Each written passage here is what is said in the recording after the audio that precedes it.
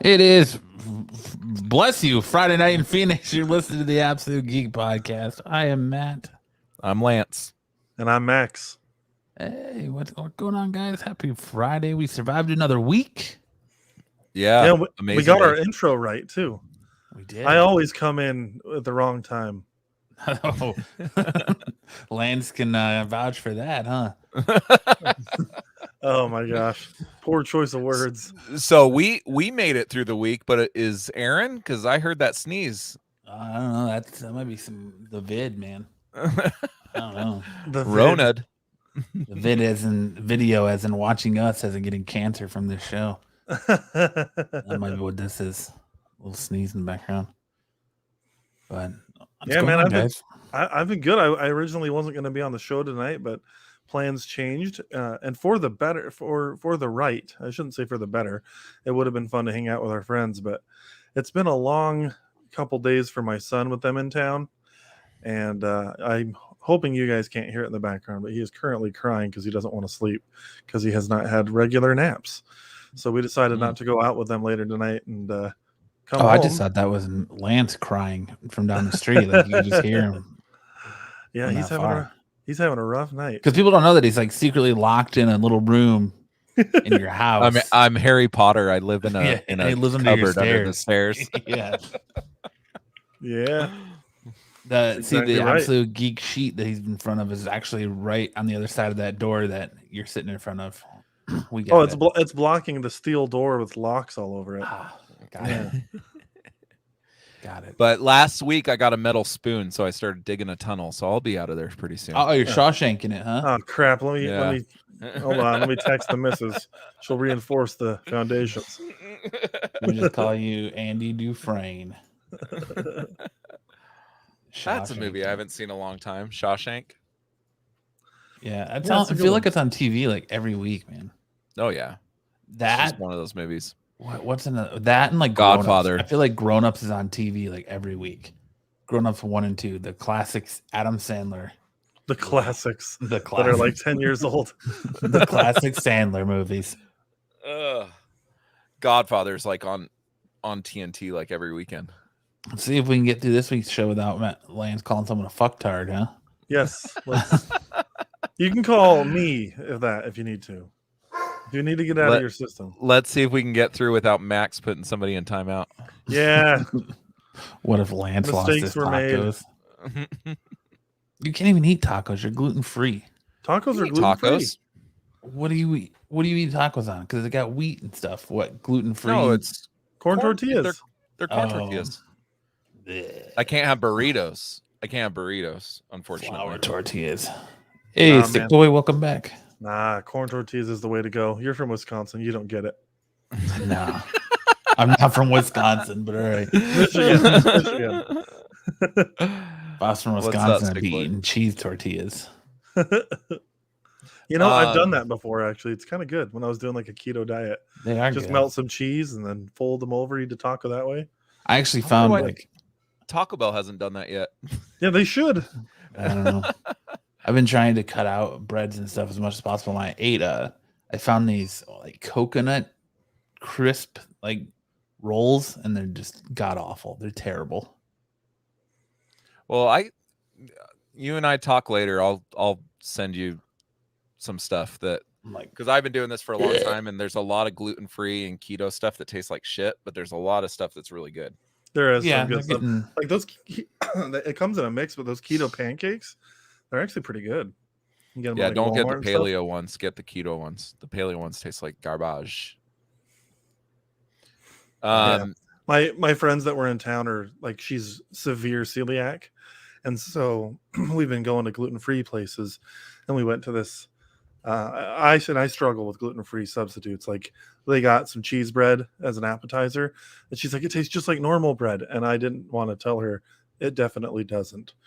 It wasn't bad though. Like, as far as gluten-free bread goes, it tasted pretty good, but I mean, it's not the same. There's some things when you make that change that you can't tell the difference. Like, I've done it long enough. Yeah, like sugar-free soda. There's some of them like Pepsi Zero. I can't tell the difference between that and regular Pepsi, or even to the point like I like Mountain Dew Major Melon sugar-free more than I like the regular. So. That's definitely one that I've made the switch. Diet soda I like better now. I can't drink normal soda. It makes my mouth feel like gross. Yeah. Now I'll drink a regular soda with like real sugar, not corn syrup, like the Mexican Cokes and stuff. That shit's Okay, I good. do like Mexican Cokes. Or they had those Mountain Dews for a while made with like real sugar. Yeah, they have the Those are Mountain pretty Dew cool. and Pepsi's made with real sugar. Yeah.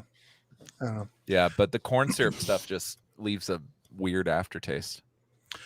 Yeah. So before we get going into things, boys, I just want to mention, because it's not on the agenda, No Time to Die was awesome. If you guys haven't seen the new James Bond movie, it is really good. I was gonna ask you if you wanted to talk about that, but I've criticized other podcasts that shall remain nameless that may or may not have a supposed fucktard on it for talking about movie, how lame it is when you talk about a movie when only one person on the show has seen the movie. And so I'm just like, I don't know if we should talk about it since I think you're the only one that's seen the movie. Yeah, I figured I was thinking we didn't need to make a segment of it. I just wanted to mention that I thought it was great and recommend to people out there, if you're looking for a movie to go back to theaters for, this is the best one in a while that like is worth going to the theaters for. Shang-Chi was definitely up there as well, but I loved this movie. See, now I don't know when I'm going to go see it because it's not a movie my wife wants to see, and normally I go see those movies with Max, and now he went and saw it, so I'm screwed. Well, I'll talk to the missus and see if we can schedule a time. Maybe we can go to Fat Cats on a Tuesday, dude. $5 movies. Yeah, I would totally see it again because it was great. It was really good. Yeah, my wife has no interest. Yeah, if you'd like the Daniel Craig stuff, you're gonna like this one. I'm not a big Bond head, so I'm fair enough. I like the Bond movies, especially the Daniel Craig stuff. Casino Royale is one of my favorite of that like franchise, and it has a lot of heart. Like, it did things with James Bond that no other James Bond movie had ever done. Really, like it actually made him vulnerable and like love somebody and all that. And this movie has even more heart than Casino Royale. So it like took that theme from the first movie and really paid it off in this last one. Oh, dude, sorry, I just can't say which one's the one about it. Which one's the one where they bust out the bottom of the chair, have him sitting in, and some dude's whipping Casino Royale.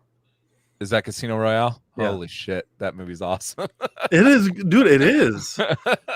It is so good. Skyfall is the third one of the Bond series for him anyway, and that one I love. That one's been my favorite, but like barely above Casino Royale. I think is it Javier Bardem? I think he's the one that does the villain in that, and he did such a great job. Like, he's just such a good actor. So I thought you were going to start off wanting to talk about Ted Lasso, and then did you watch it? Yeah, I got it. I finished it. Fuck, he Nate. was getting all mad. He was, dude. Fuck Nate. I can't hold it in, dude. We had mentioned that once we finished it, we would do a short segment. I don't know if we want to do it at the end of the show and just spoil the crap out of the second season.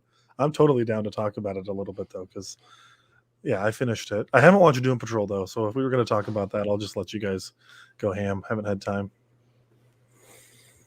I didn't see it in the show notes. Yeah, I watched it, but I didn't. I don't know. It's on the outline. We can definitely talk about it, but then go ahead and. This is what happens when I 2 hours notice. I'm like, yeah, I'm coming on. I wasn't originally going to. That's all right. Yeah, dude, see, that's what happens when you're not active in the chat, Lance, because Max was like, Nate is a dick. And I was like, no, Jamie's a dick. Nate's a fucking asshole. Or Nate's a scumbag. You said he's a piece of shit. That's a piece of shit. But dude, Jamie's starting to become a little bit more endearing. Yeah, but he's still kind of a dick. Yeah, but that's his personality. Yeah, but he's starting to like. Can I just say it? So when he gave up the penalty kick, yeah, like that was like a very not Jamie thing to do. So it brought the season back full circle. Is what it did. Yeah. For a second, I forgot. I'm like, wait, what are they referencing with Danny having not done a penalty kick in a while? I'm like, oh yeah. Didn't he kill? Yeah, he killed a dog. He killed a greyhound in the very first episode on a penalty kick. Yeah, but Jamie's having his redemption arc, which is nice.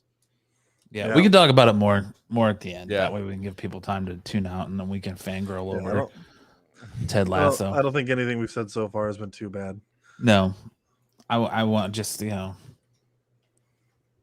I'm more of a Led Tasso fan myself, but you know, A lead tassel, his alter ego. Yeah, I had to think about that for a second. I like Led Tasso. Man. But I will say this season had one of the worst episodes of the entire series. Which one? Which one? The beard. Oh, Coach episode. Beard. What a weird. Yeah, that was a weird episode, dude.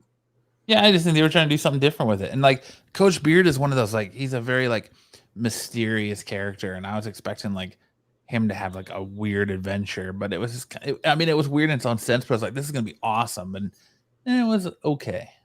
Yeah, but we'll talk. It just didn't propel the story.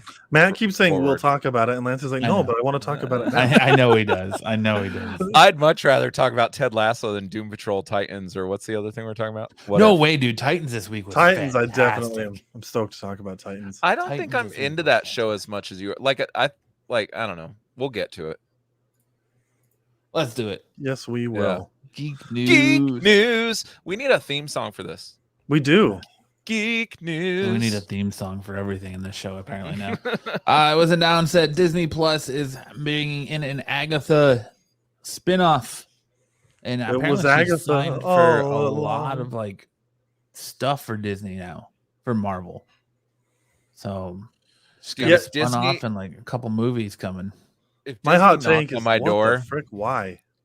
That's kind of what I was saying. Like, how are they gonna do an Agatha show? Like, I mean, this character has a rich history in the comics, but I just don't know how, like, what they're gonna dive into, and it kind of makes me think that maybe this multiverse and Darkhold stuff isn't gonna be over anytime soon. Like, Doctor Strange and the Multiverse of Madness is not gonna be the end of this. No, I think multiverse is gonna be all of the next 10-year arc.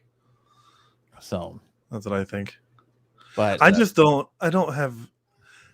know. I wasn't super excited about the Loki series either. I was like, why are we doing this? And it ended up being awesome.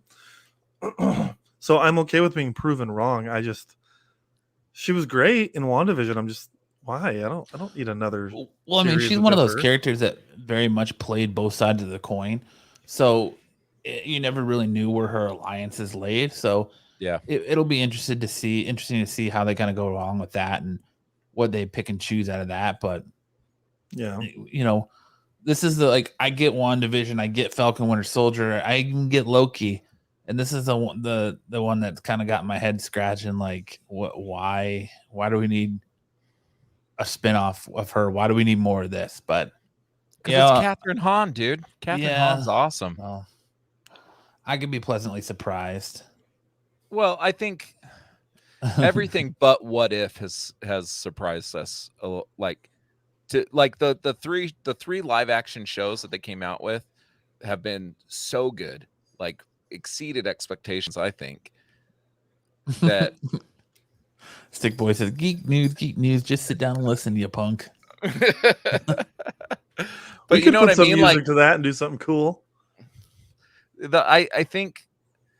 I hope it's a comedy. I hope it's funny, this show. I think it would be great. I hope this isn't true, but I think it is true. Oh, it's definitely true.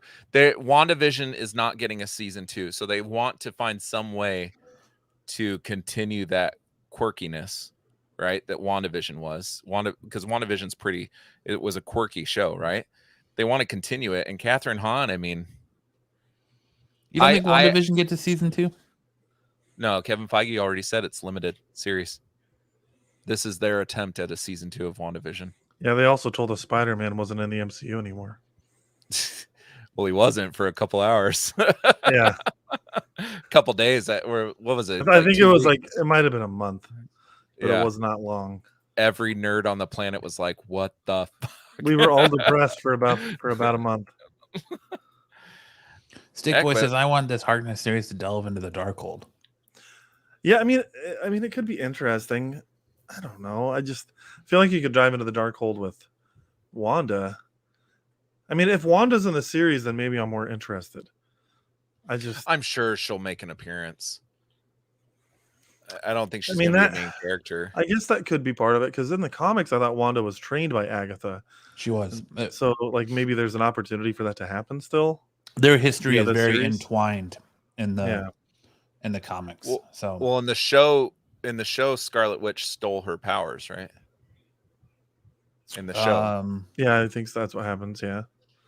I can't remember. Dude. It's been so long since I've watched. Since I've watched that show. Agatha I'll will have to go find a back way and out of it. rewatch again. Yeah. So I don't know. I think it's gonna be good, but I think Catherine Hahn is a friggin' treasure, dude. Like, She's funny. I like her. yeah, I like she's been Catherine in a Hahn. lot of movies, like a lot of my favorite comedies. yeah, she's been very in. good in comedies. Yeah, Mhm. absolutely, man.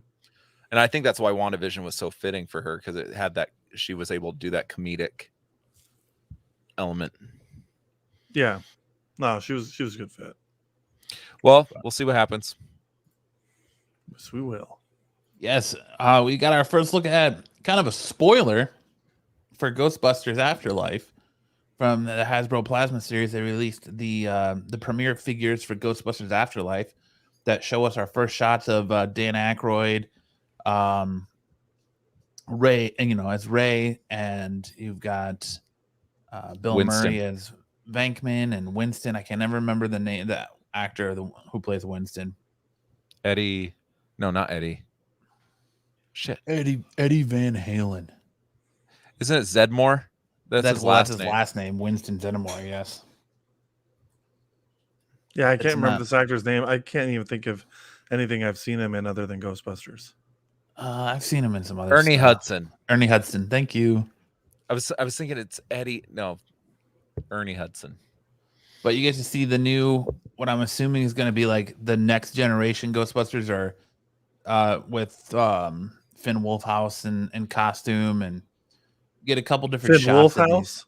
Yeah, Wolfhard. or Wolfhard. Is it Wolfhouse or Wolfhard? Whatever. I thought it was Wolfhard. Wolfheart. Maybe No, it is it's hard. Wolfhard. Maybe it's Wolf, I think comma Lance is something right. else badass. Finn Whatever. Wolf. It's hard. Hard. That's what she said. He's actually a pretty good musician. He has stuff on Apple Music that's pretty dang good. Jay disagrees with you. Jay says he thinks it's awful. What? The music. I feel like we brought this up when it was Jay.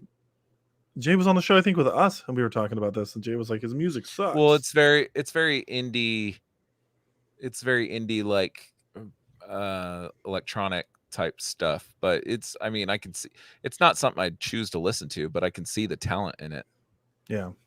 Like there's a difference between. He's definitely talented. Yeah. Did you see the boy is named Podcast? The little boy? No. What? No, I didn't. So know I that. was looking this up when I made this logo and stuff, right? Because there was nothing online, a logo. And I found all these figures in the boxes, and the little boy's name is Podcast. So That's interesting. So they're borrowing what was the kid's name in Goonies? I don't know. I don't. Chunk? Remember yet? No. The little shit. The What- kid I don't know, with the grease shoes and stuff. Like he put the oil out on his shoes and fucking, I can't remember his name. Data. Thank you. Yeah, Yeah. Sticks Boy. Thanks for the save there. So when I saw the podcast thing, I was like, oh, that reminds me of Data. Yeah, dude. I don't know, but these outfits look great. They're the traditional attire. The fact that we're going to be getting the original Ghostbusters, obviously, other than Egon, Because he did. it's really exciting. I love it. This is really cool. Do you guys R.I.P. collect? Oh, I know Egon. Max doesn't. Matt, do you collect figures? Yeah. Have you gotten the other Plasma series figures? I have all the whole team, but these are I have cool not, figures, man. Let me see. They are, like, they definitely are. And I'm excited. I'm interested to see, like, after this movie comes out, where they go with these. Here, let me stop sharing my screen so we can see you. Yeah, they're like really intricate and stuff. They remind me of the Marvel Legends. Like they're really well done. That's cool. Yeah, I bought this one. This one was hard to find. I bought them at that Tucson little Toy Con thing that they had. Oh, so recently. Yeah, I That's a new like toy. a couple months ago. Yeah, I'm excited, dude. I might pick these up just to complete the team. That's the shot I like. The three remaining OGs shooting their proton packs off. I love that Dan Aykroyd's got that little salt and pepper thing going on. Not crossing the streams. Mhm. Yeah, you got Bill Murray going full Silver Fox. Heck yeah, man. Yeah, man. Oh, and Zedmore has the salt and pepper thing going on too. It's awesome, man. Like, I really hope this is good. Like, like this movie, if it doesn't live up to my expectations or exceed them, will be just the worst, dude. Like, every other movie that's been released this year could have not met up to my expectations, but this one better. Yeah. What's he holding there? Looks like a book of some kind. Well, and Finn Wolfhard's carrying something too. Yeah, like a scroll or that might be. Isn't that the Darkhold he's carrying? Isn't that their version of the Darkhold? I mean, are they doing pre-screenings of it, Sticks? Are they doing pre-screenings of this? I believe Sticks they've is done saying test he heard. screenings. Yeah, Sticks said he heard the movie was good. Oh, I hope so, man. I have read online that people have done test screenings and they've said like, this is the Ghostbusters movie you've been waiting for. This is, what the original, this is going to do so much credit to the original Ghostbusters. So what's awesome is that the son of Reitman that directed the original 2 is directing this one and wrote it. So it's kind of staying in the family. Stickboy said they showed the movie at CinemaCon. Damn. I would have paid to go to CinemaCon if I knew I could see this movie. What up, Patrick? Thanks for coming into the chat. What's Good up, buddy? He's already drinking and can't type, apparently. No, these are cool. I'm going to pick these up. Yeah, for sure.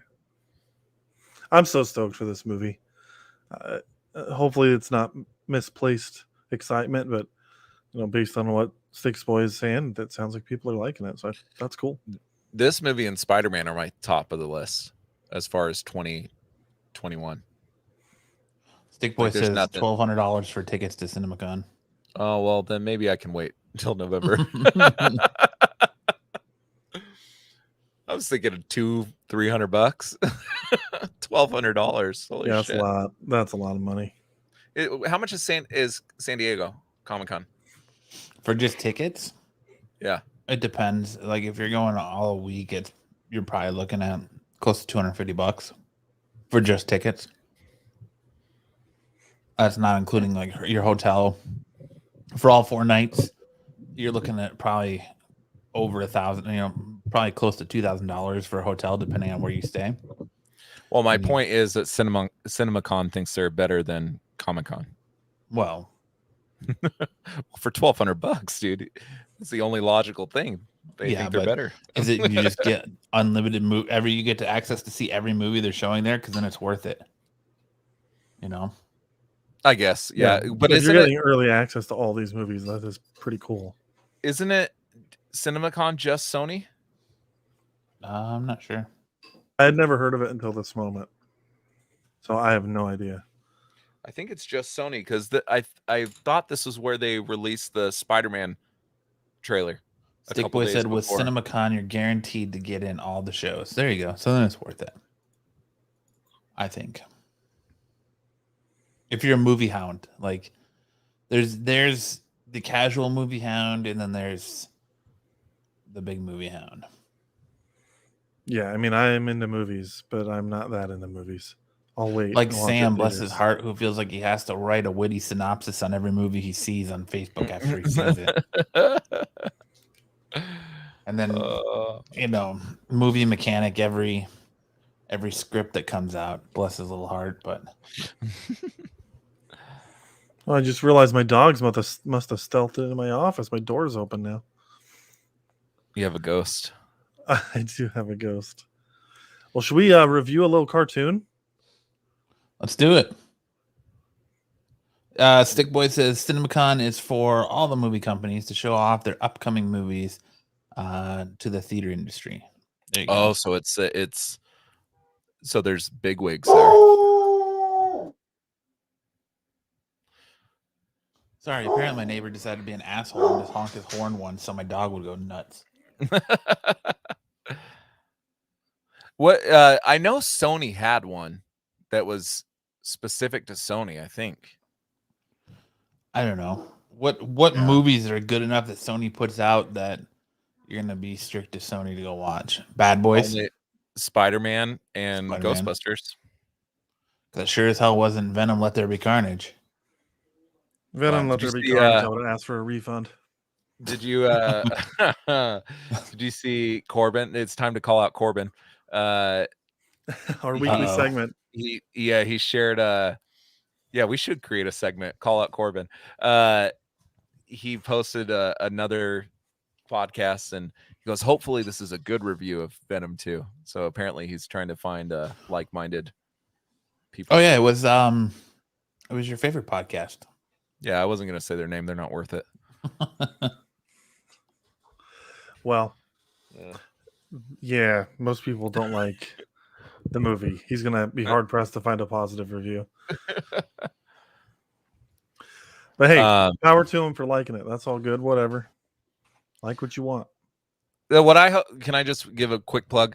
What I hope happens is now that they're doing this multiverse, that Marvel will be more involved in the future of these movies. But I don't think that's going to happen. But I hope. Stickboy, if you have heard good things about Venom, I want to know who's you're talking to, because they're very optimistic people. And they don't value your friendship. I wasn't going to go that far, but we can say a few good things about Venom, but not a lot. Venom looks cool. The best thing I can say is that I didn't have to sit there very long. Yeah, you disliked it a lot more than I did. I didn't like the movie, but I didn't hate it like you. I hated it. Max came out and he said, I didn't like it, but I wasn't like repulsed by the movie. You should have called him out like he did to you at Shang-Chi. Wasn't it Shang-Chi he called you out? No, Jay said I called him out. Oh, that's Jay, right. Just like if you just say his name in public, he thinks you're calling him out. So it's Jay. So I figured, I just asked him, did you like it? And he goes, no. And I'm like, our whole friendship is based off talking about movies. So I wanted to get his thoughts. I mean, that's really why we became friends, was because we talked about comic book movies. Yeah, I'm surprised Jay ever wanted to be my friend. The first time I met him was when we were watching one of the Teen Titans animated DC movies, and I fell asleep about 20 minutes into the movie and was asleep like the rest of the time. And that was his first interaction. Sticks, I did not like the first Venom movie. I would say they're pretty equal to me. I would probably watch the first Venom movie again before I watch this one, though. But I don't know. They're pretty equal. I mean, I don't know if I'd watch either. When it comes out on Blu-ray or whatever, I'm just going to watch the end credit scene again. I'm going to skip all of it. Watch the end credit scene. There's been a few movies that I've paid to and fallen asleep in. The Big Sick is one of them. I like The Big Sick. Oh, I love that movie, but it took I just fell asleep at the beginning of it. It took me probably 3 years to finally see like the first 15 minutes of that movie. Dude, that is one of my favorite movies. That's the Kumail Nanjiani, right? Yep. Yeah, he wrote that. It's based off his actual like marriage. Like his wife was sick. Dude, I love that. I've probably seen that movie at least 20 times. Harley Quinn, fantastic. In the Birds of Prey movie, fell asleep towards the end of that. So I woke up. I fell asleep like right after they were going after Black Mask, and woke up right when Harley Quinn and all of them are sitting in the restaurant. So that was their attempt to have a shawarma moment, wasn't it? When they're in the restaurant, I fell asleep for that too. So the only good thing about that movie is Mary Elizabeth Winstead in tight pants. So See, I liked Birds of Prey overall. I didn't think it was okay. Dude, wasn't DC great. movies for you, DC movies for you, like they have to be egregious for you to hate them. I've noticed that.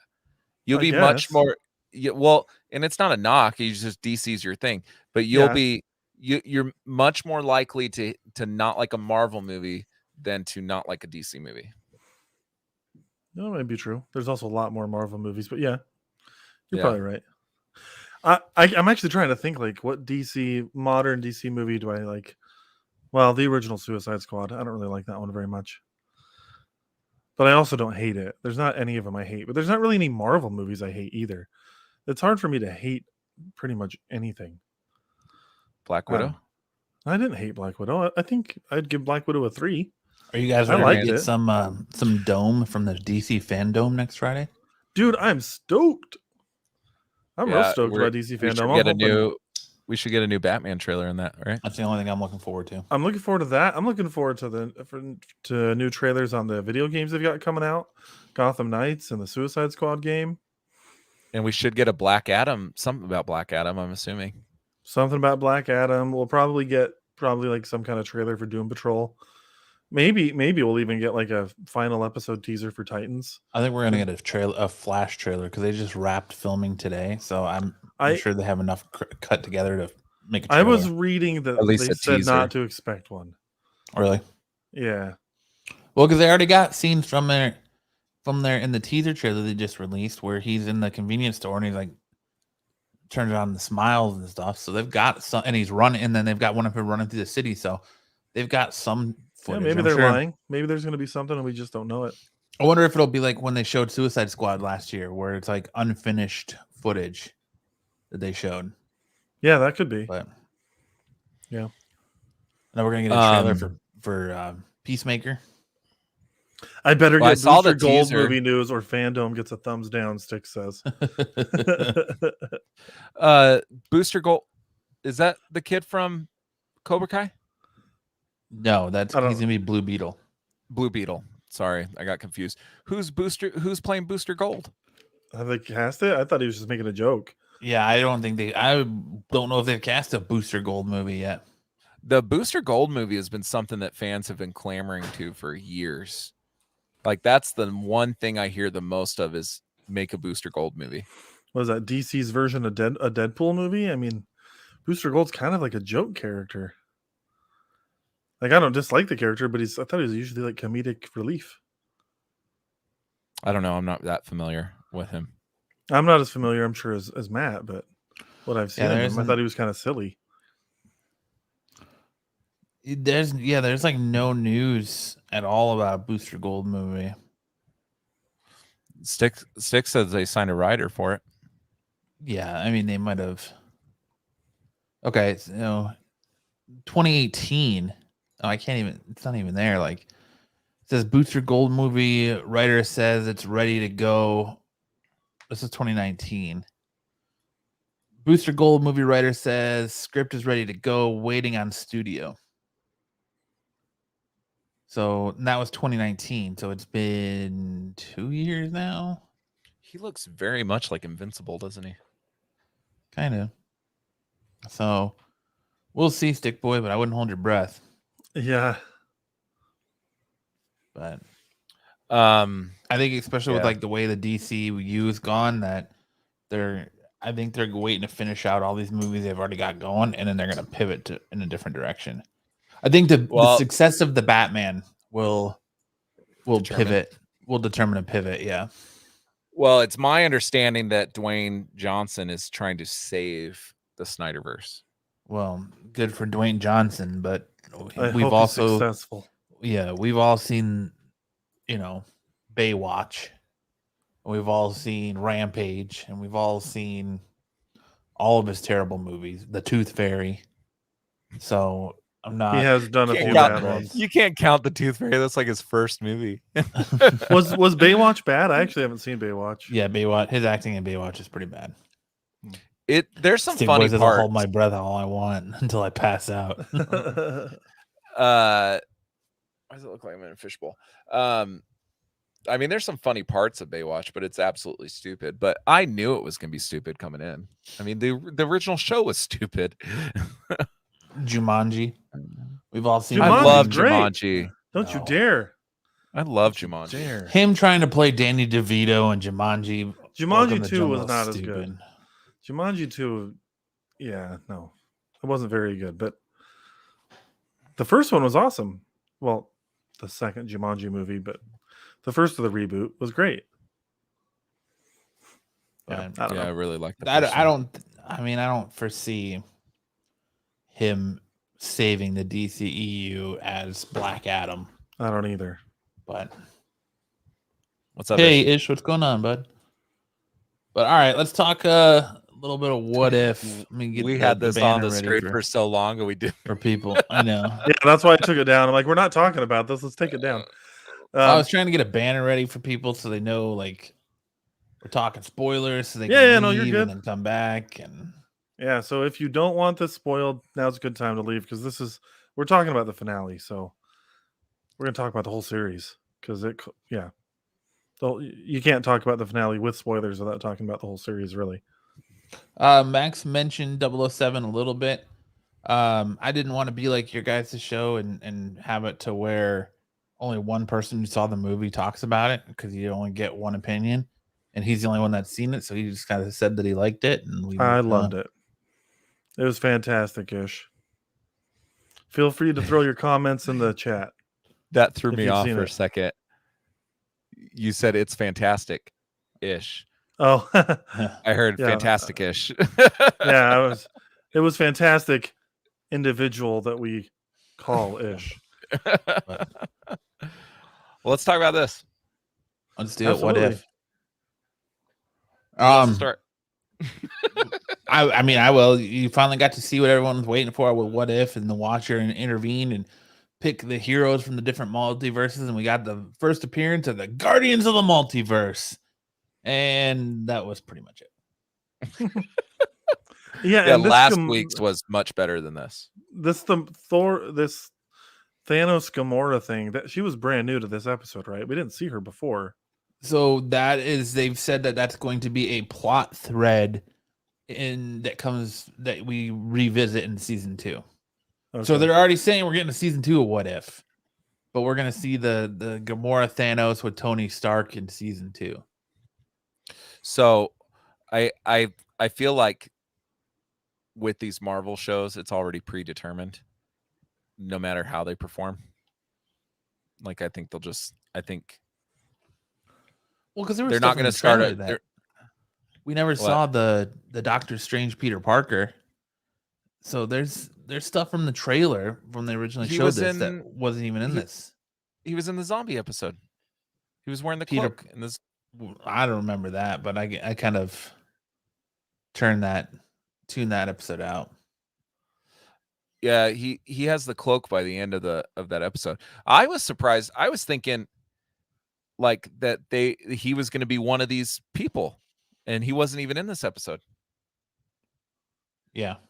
So the whole zombie episode, the only thing that it did for this is Doctor Strange opened a portal and dumped a bunch of zombies on top of Ultron. That's all that episode provided for the end story.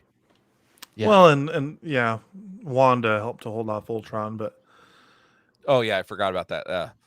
But I was surprised. I was thinking Zombie Thanos was going to be fighting against him too, but Zombie Thanos was there at the end of the episode. Yeah, I was thinking they were going to pull someone from the zombie universe, like Peter would have been cool. I was kind of surprised that they didn't. I think that really all they did with this show was give it a reason to bring some characters back to life. And guess what? Now, since Scarlett Johansson and Disney have kissed and made up, they opened up a way for her to come back, even though 616 or our timelines, Natasha is dead. She can be plucked through the multiverse stuff now and come back. So she can return as much as she wants to continue to play Black Widow. Yeah, where did Natasha? Oh yeah, she ended up in some universe that had lost. Or Natasha's dead. Yeah. And so Well, it kind of made it seem like he dropped her in 616. Yeah, but it I was didn't like get that way vibe too at all. early because Steve Rogers is still there. Like if he dropped her seemed- there, he dropped her way too early. Yeah, it was like But he- 2012, and she would have been alive still. No, they dropped her right in the final battle with Thanos because you see No. Captain Marvel flying through the dude. ship. Yeah, but there's a Captain Marvel there, but they're fighting on the helicarrier in the middle of the sky. Loki was there too. Loki was there, and so was Steve Rogers, and yeah. Oh shit! Oh my gosh, I didn't even realize that. I was Yeah. thinking it was the Endgame thing because I remember seeing Captain Marvel flying through the ship. I was like, oh wow, they're just recreating the Endgame thing, and then I probably tuned it out. If you guys were in charge of this show, Matt, I'll start with you. If you guys were in charge of the show, what would you do with this? Like, how would you make it better? Because I feel like this is just a dud. Well, we'll go back. Hold on, we'll go back to the minute. Ish, if you want, at the end of the show, I'll let you and Max talk about it. If you want to stick around, I'll send you a link. Let me know, and you can come on, and you and Max can talk about it. Since you both saw the movie, Yeah, that'd be cool. Jump on, we'll talk. But, what would I do with What If? Yeah, because I have some Garbage ideas, and can. I'll let you guys give yours. No, but if Marvel said, "Hey, Matt, we'll pay you $1 million for you to make a What If show," what would you do?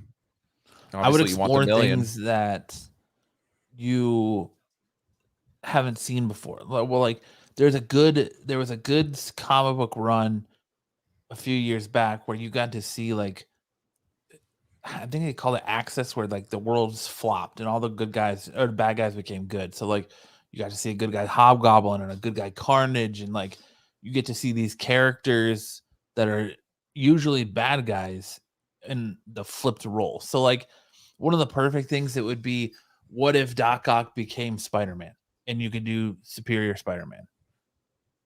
So, you I have know, that figure. you could do, all these different avenues with that, or just like, what if, that's Superior Ock, but yeah. Yeah, but I have one that's him with the arms. I can't find it though. But you could do the Superior Ock and that, or you could. There's so many different like avenues you could have gone, because like people love Ben Reilly, the clone of Spider-Man, and Kane, the clone of Spider-Man, who both take time as Scarlet Spider. You could have a what if Peter Parker was cloned episode, or Beta Ray like Bill. that. Like you could Beta Ray Bill. You could play off some of these iconic comic storylines in this show, and they didn't have to follow the what if storyline or even the what if comic stuff. But there's more obscure stuff in the Marvel lore that they could have pulled into this show to use to make it better. Like, I don't know why they didn't take this time to introduce us to new characters instead of introducing us to characters that we've seen for the last 10 years. That's exactly what I was just thinking. I'm like, what if would have been a cool opportunity to introduce new characters, and it wouldn't mean that you have to stick to the way they were introduced in What If, because that's an alternate universe version of that character. But Right. it still would have been cool. Like, I know we've brought up Miles Morales many times in the show, but bring in Miles Morales. Now, maybe because of Sony, they couldn't have done that, but that's the idea. Like, bring in a character that we haven't seen before. They have plans for Miles Morales. People know Gwen Stacy Spider-Gwen from Into the Spider-Verse, but what if Gwen Stacy lived and Peter Parker died? Or what if Gwen Stacy became Spider-Man? They can bring in Spider-Gwen. What if Gwen Stacy became Deadpool? They can bring in Gwenpool. There's all these different variations that they could do with this show to bring in, to make it more obscure and out there, instead of, like I said, rehashing the same stuff we saw the last 10 years. And I think that's the problem. X-Men could have been cool in this. Yeah, and I think that's the again, problem. Alternate universe. X-Men exists in that universe. Right. Let's talk about it. Let's do the 90s cartoon as a what if episode. That'd be awesome. That'd be well, and great. that's what I would do differently. Each episode of What If I was doing it, would have been a different animation style. Each episode. And then mash all those animations in the last episode. Which would be cool because different universe, different animation style. That would have been real cool. Like you have anime style, you have like you could even do like the South Park, like the construction paper. Like you could do so many fun things. Like this show should exist in a realm where it's just fun, right? It sounds like you're describing Star Wars Visions. Maybe that is Star Wars Visions. They're not like a what if scenario. It's just they gave a bunch of different anime studios an opportunity to do what they wanted with Star Wars, and all of them did a different animation style. Like you got this like Kurosawa style one where it's like anime, but it's all in black and white except for like the lights that are red, really artsy looking and cool. And then you've got another episode that's different animation style, and it's way more simplistic and kiddie looking. And then you've got other ones that are a more traditional animation. So it sounds like Star Wars Visions would appeal to you if it was more Marvel, because I know you're not like a Star Wars guy as much. I might check that out though, because I do value like artistic stuff. Like when they're 8-minute episodes too, so they're quick. Yeah. But I would have done different animation styles and then had this like mashup at the end of just these worlds colliding. I'm just going to say it here. Sony did a better version of What If than Marvel did. Into the Spider-Verse is essentially a what if type scenario, and it's a million times better than the 9 episodes I had to sit through on this. Into the Spider-Verse is one of the best like comic book movies I've ever seen. That is a fantastic. That's my favorite Spider-Man movie. Honestly, I don't think that there's a better Spider-Man movie for me. Oh, dude, I saw Spider-Man 2 a couple days ago, and that's still my favorite. What about Party Boy Thor is so off from the original, from the Thor we know, to make it a what if story? Like I think the biggest part of what if is like, what if Thor and Loki? What if Loki was returned to the Frost Giants or the Frost Elves and never? Yeah, why would Thor be like this? Raised by, never raised by Odin. You know, it's just like, where's this? How does this fit in? What's so what if about this? And really, that's the only thing. Like they say that what if is going to be part of the canon moving forward. Everything's canon. It's gonna have places that come back. Like that's the only place I see this coming back, is them a way for them to bring back Natasha at some point, a way for them to go to Scarlett Johansson and be like, hey, we want to put you in the next team movie as Black Widow coming back, but you're going to play this more rugged post-apocalyptic version of your character versus the one that died in Endgame. Yeah, they're going to CW this stuff. Yeah. Like they did that with one of the characters and they brought her back, and I'm like, this new version sucks.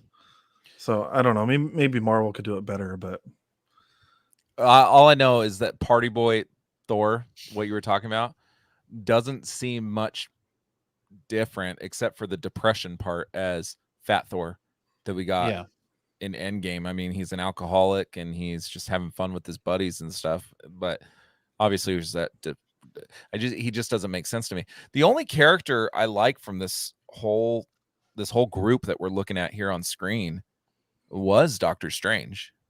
You don't like Star-Lord? I like Star-Lord. It's so. Was it Matt? Did you bring this up last week? It's because it's Chadwick Boseman's last ride is why Star-Lord is cool. But as far like if it wasn't Chadwick Boseman and what happened to him, I don't think it would have the same impact for me. But like Killmonger's his goals Endgame was very much the same. He didn't change anything. What was the biggest what if? Oh, he ended up getting the Infinity Stones. Yeah, which didn't make sense to me either, because why did it kill Iron Man but it doesn't kill Killmonger? Right. It fried Hulk's arm, so it has nothing to do with the Black Panther. I don't know what you call that, the serum that he takes from the flower or whatever. It has nothing to do with that because it roasted Hulk's arm. So why does he get to wear it and it kills Iron Man? It makes no sense to me. I just wonder if it's because it's an armor, like a suit of armor that's different. But the armor was even just Tony was wearing armor. Yeah, the armor's just what's the metal called? I'm drawing a blank here. Vibranium. Yeah. And then when the Nazi taking over Ultron's like, I believe those belong to me, and like tries to take him back, and it's just like, I don't know. I just felt like this series really, to me, has no place, because it's just a rehash of what we've seen the last 10 years, again with a slight variation. I think they should have went more drastic variation with it.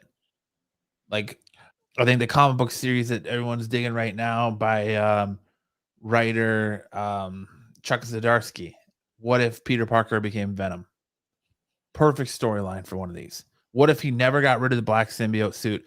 What if it took him over? And what if he became the first Venom? Perfect what if. Yeah.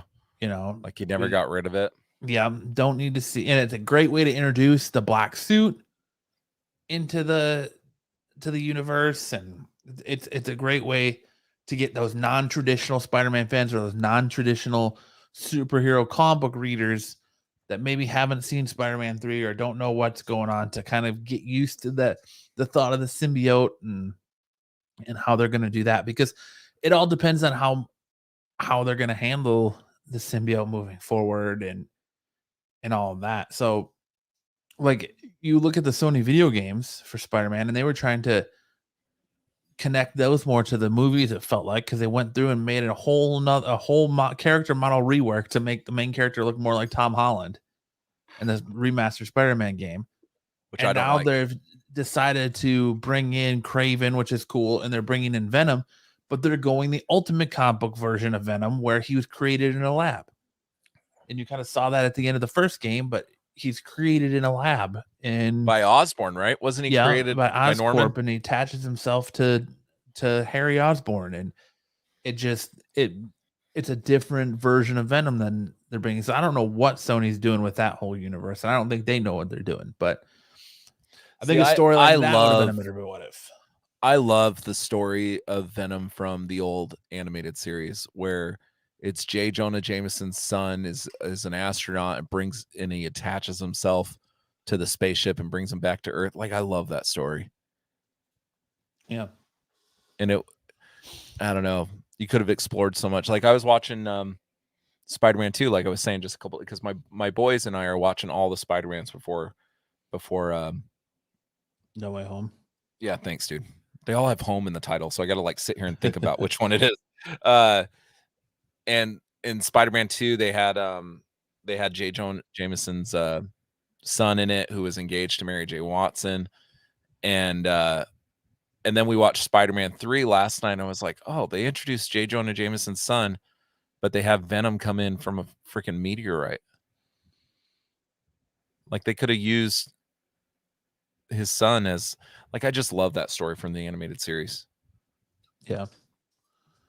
But I don't know, but they could have done like 90s animation an episode. They could have done anime. They could have done like, oh, there's so much shit they could have done. They own Simpsons now. They could have done an episode completely in Simpsons style, and I would be here for it. That would have been pretty cool, actually. That would have been fun. I just think whoever's doing this is just fucking up royally. The last episode was good. The episode 8. Like, I really enjoyed episode 8. But episode 8 was the best one. I could have gotten rid of the other 8 episodes and been fine with just episode 8 as like a. I liked episode 9, but it wasn't as good as episode 8. Let's be honest. We all wanted what if Howard the Duck knocked up Leah Thompson. That's what we wanted. You know, let's just be honest. If you're going to go what if, give us that original Howard the Duck movie. What if Howard the Duck knocked up Leah Thompson, and you see this like disfigured fucking half man, half duck baby.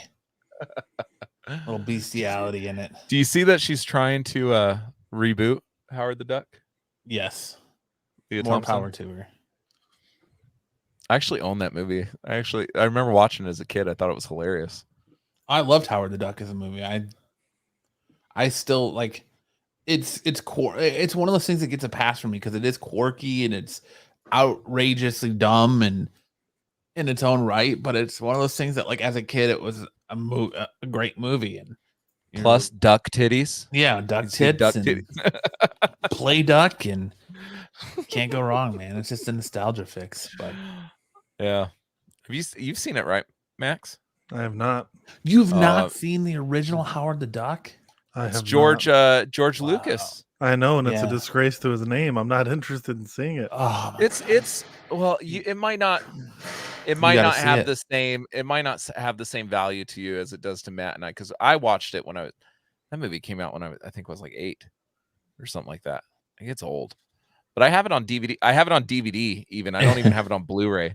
It says Howard the Duck is up there with Garbage Pail Kids movie awesomeness. That Garbage Pail Kids movie, holy shit, dude, it's some weird stuff. 1986 is when Howard the Duck came out. Oh, Yep. I was a year old when that movie came out. Yeah, but I remember watching it as a kid. My dad rented it for me. I highly doubt he knew there was duck titties in it. Dude, Howard the Duck, the original 90s TMNT, and Pee-wee's Big Adventure were my jam. Yo, 90s TMNT is awesome. I couldn't tell you. My dad can quote the entire 90s TMNT movie just from how many times I made him rewind it and have me watch it again as a kid. Like, it's a great movie, dude. I'm trying to think if there's any. See, that was something that I was thinking that What If would have been cool, but I don't know if Marvel's willing to do it. They own all these different properties. If you had done a What If where you're merging Star Wars and Marvel together, or maybe some like Pixar movies and Marvel, and like that would have been pretty cool. The creators or the Max Bender. I hope you got your wrist guard on, buddy. They recharge time with the Absolute Geek Podcast. Yeah. The showrunners asked if they could use Star Wars, and Disney said, "Fuck no." I read an article about that they actually asked if they could use Star Wars. Would have been pretty cool. There was from what I've heard, there's a whole lot of what if stuff that they wanted to do and characters they wanted to use that they were told no. So apparently one of was like they came up with this whole idea and they approached Marvel, and Marvel was like, you just gave us that's the entire plot to Guardians of the Galaxy 3. No, we're good. You can't make that. So yeah, I was reading that too. And that makes sense. Like if you're like, well, that's going to be one of the plots of our feature films. No. Yeah, that makes sense. I get it. Not just a feature film. Like that's a tent pole. You know what I mean? Max like Bender. We don't Lance Trek here. Lance over here just correcting me on everything. Yeah, no, I'm not trying to correct you. I'm just saying like a feature like a franchise, like it's not just one of their tent poles. Like Guardians of the Galaxy is like one of their biggest money makers. You know what I mean? Like sure. You want to know what one of the best Star Wars movies is that's not even a Star Wars movie? Fanboys. Exactly. Yes. Fanboys. Yes. Oh, dude, I'm here for Fanboys. Have you seen that movie, Max? Yeah, I've seen Fanboys. Okay. I think you saw it with me, didn't you? I think so. That correct me if I'm wrong. That's the one where they're like, one of their friends has cancer or something, and they're trying to break him into Luke Skywalker Ranch. Skywalker Ranch. Yeah, to watch episode 1. Yeah, it's a great movie. Yeah. Love that movie. Oh, I've only seen it the one time. I need to see it again. We don't hawk Trek here. It's on my voodoo, dude. You know, we don't sell Trek, then why do you have a phaser gun in the case? Oh, we keep that here to suss out Trekkie bitches like you. The best part of that movie is when they go into a dark arcade and William Shatner comes out from the shadows. Oh yeah, as scruffy nerve herder.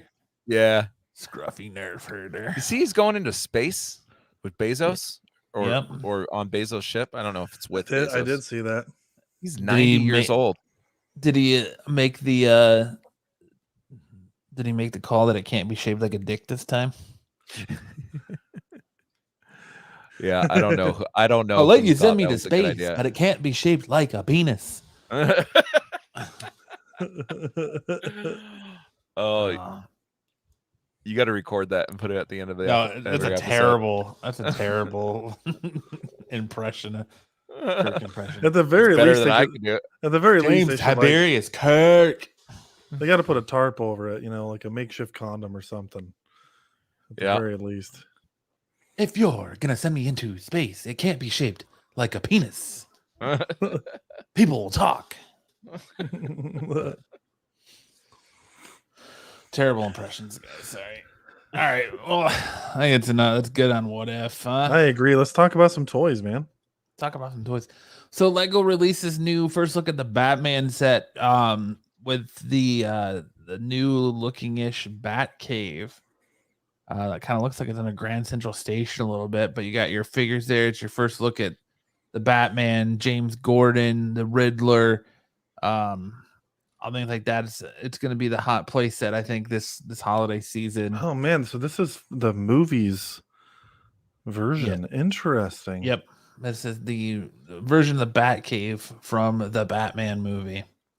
Yeah, Lego is notorious for just spoiling the shit out of everything. Yeah, that's where we got the first look at Peter's black and gold suit. Mm-hmm. Yeah, was from Lego.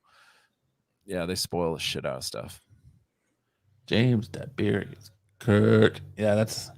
I Like, hope you guys this movie's good, man. The better look at the Riddler. Like I said, I'm excited to see the new trailer at Fandom next week. That's really my only draw to Fandom next week is that trailer. Yeah. I liked the trailer last year, but you could tell, and Matt Reeves, the director, even said this movie's like 25% finished is all. You could tell that like even the trailer wasn't fully done being edited. Yeah. They said, hey, release some footage. And even with that, I thought it looked pretty dope. Anytime you put Nirvana in a trailer, it's good stuff. I really hope it's good, but there has been some questionable storylines coming out as far as the relationship between Pattinson and Matt Reeves, and that just makes me nervous, dude. Well, apparently they don't get along.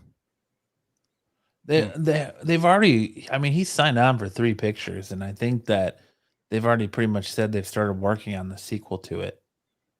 But yeah, there's and that's fine. They might make more of them, but it's still. I mean, they made a lot of Snyder movies. Yeah, there's rumors that him and Matt Reeves don't get along. There was rumors that him and Zoe Kravitz were dating and like fucking on cars in between takes and stuff on set, and like there's all kinds of weird stories about this coming out of there, and they all involve him.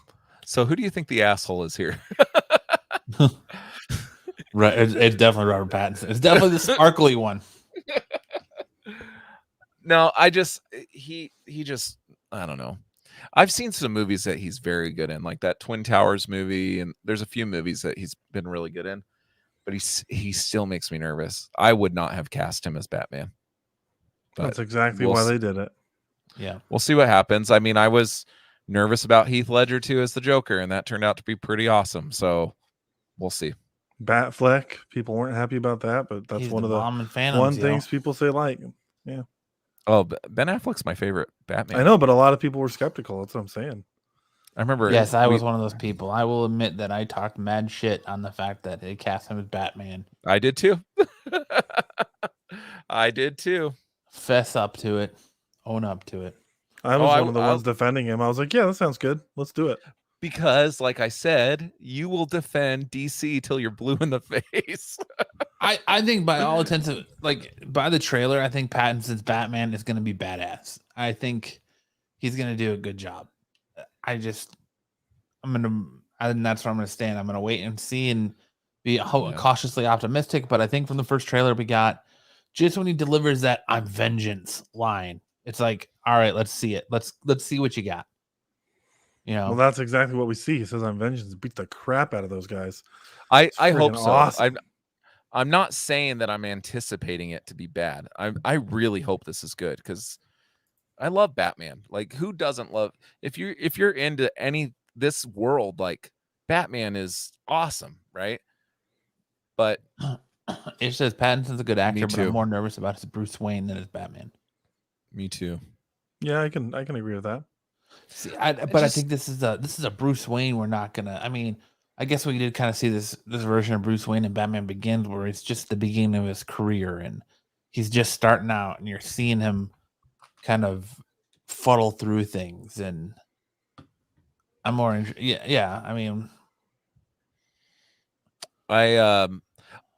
the one thing, and it's cool that they did this. The bat symbol on his chest. I think it's made out of the guns. It's made out of guns. Made out of the gun that killed his parents. Yeah. I just hope they don't do too much of that, because some of that, if they do too much of it, then it comes off as gimmicky. And I hope, I don't know. I think I'm trying to find reasons to hate this movie. Yes, you are. But one thing that we can all agree is pretty legit is the Zoolander blue steel look that Batman has on his face right there. Y'all seeing that in this picture? He's got his lips pursed. He's like, yeah. That's funny. And if you're listening and you don't know what I'm talking about, just Google blue steel from Zoolander. You'll know exactly what I mean. Or just stick your lips out and you'll know. Dude, did you see there's a Zoolander cartoon? Yes. I didn't know this existed. I do either. agree with you, Stick Boy. He says, we need new heroes. Don't you think Batman's been overdone? Yes, he has been overdone. I agree.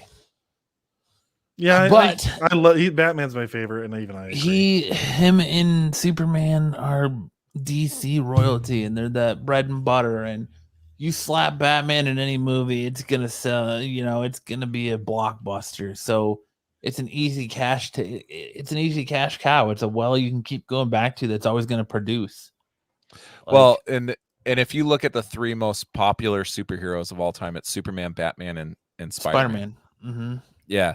And they're going to continue until we're all dead and put in the ground. They're going to continue to make movies about these three people. Just because of what you said, Matt, they're cash cows. I mean, Spider-Man's a huge property. Well, and the tough thing with Batman and Superman is that to this day, like, I enjoyed Justice League, the Snyder Cut anyway, but I think most people like Snyder Cut, but still, we haven't gotten to really see that, like, Avengers style, like, combined universe thing from DC yet.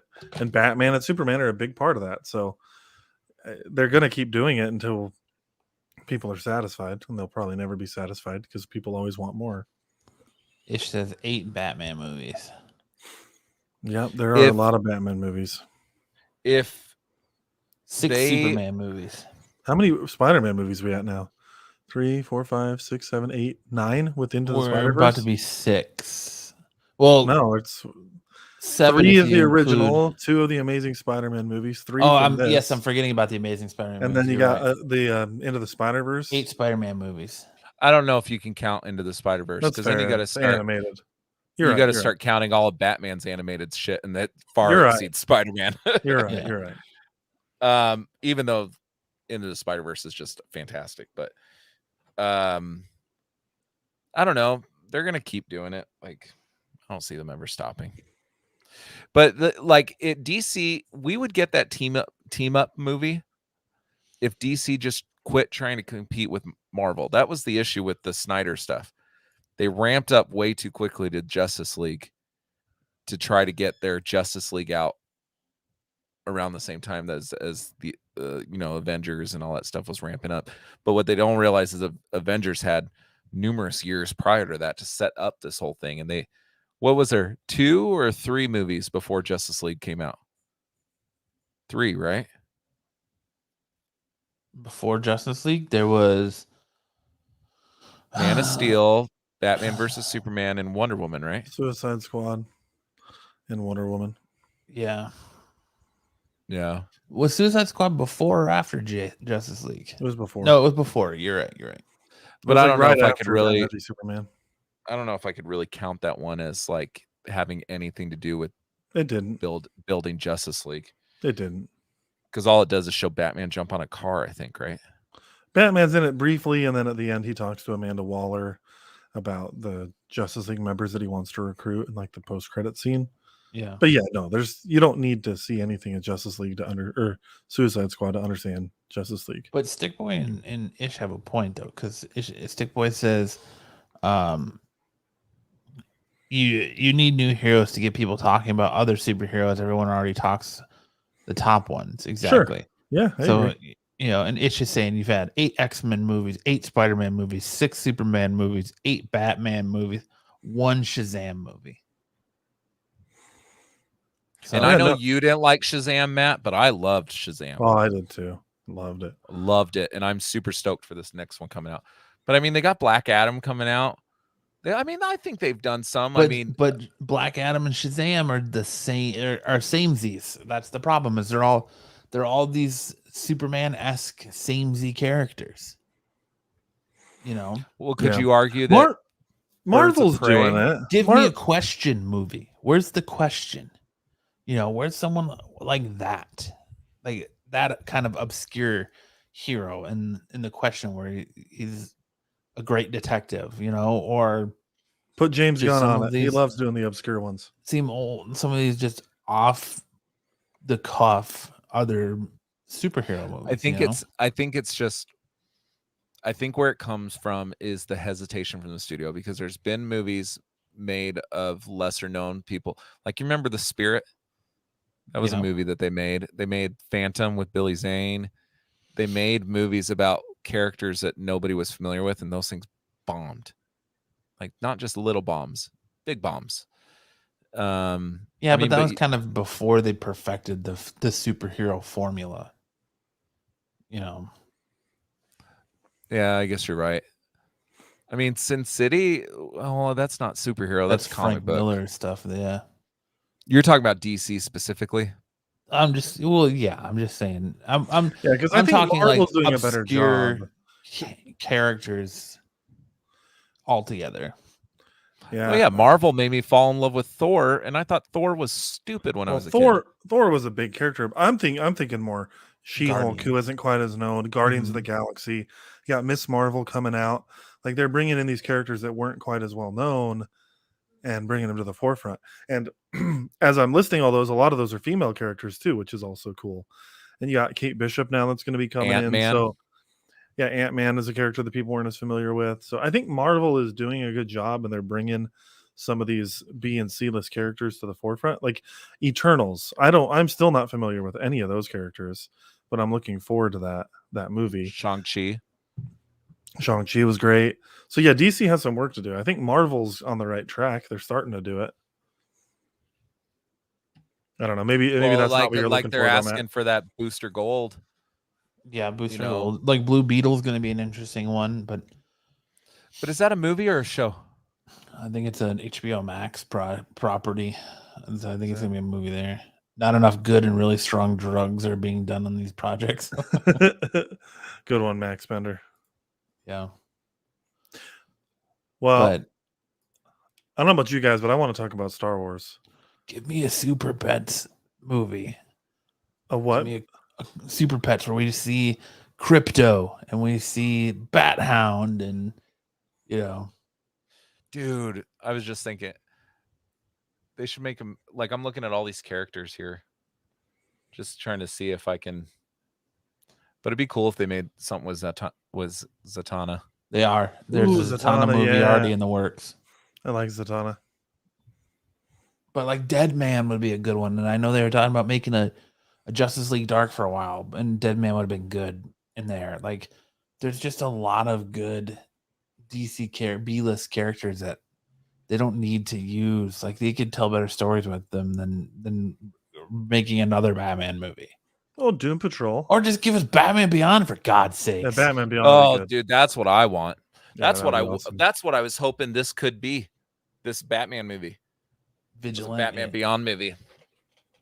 But because Robert Pattinson's kind of a lanky guy and stuff, and that's what I see Batman Beyond is more acrobatic, like, you know, just from the cartoon at least. But yeah. All right. Well, let's move on. Let's talk some Star Wars. Ooh, my bread and butter. Kenobi. Go ahead and butter your biscuits then, Max. Okay.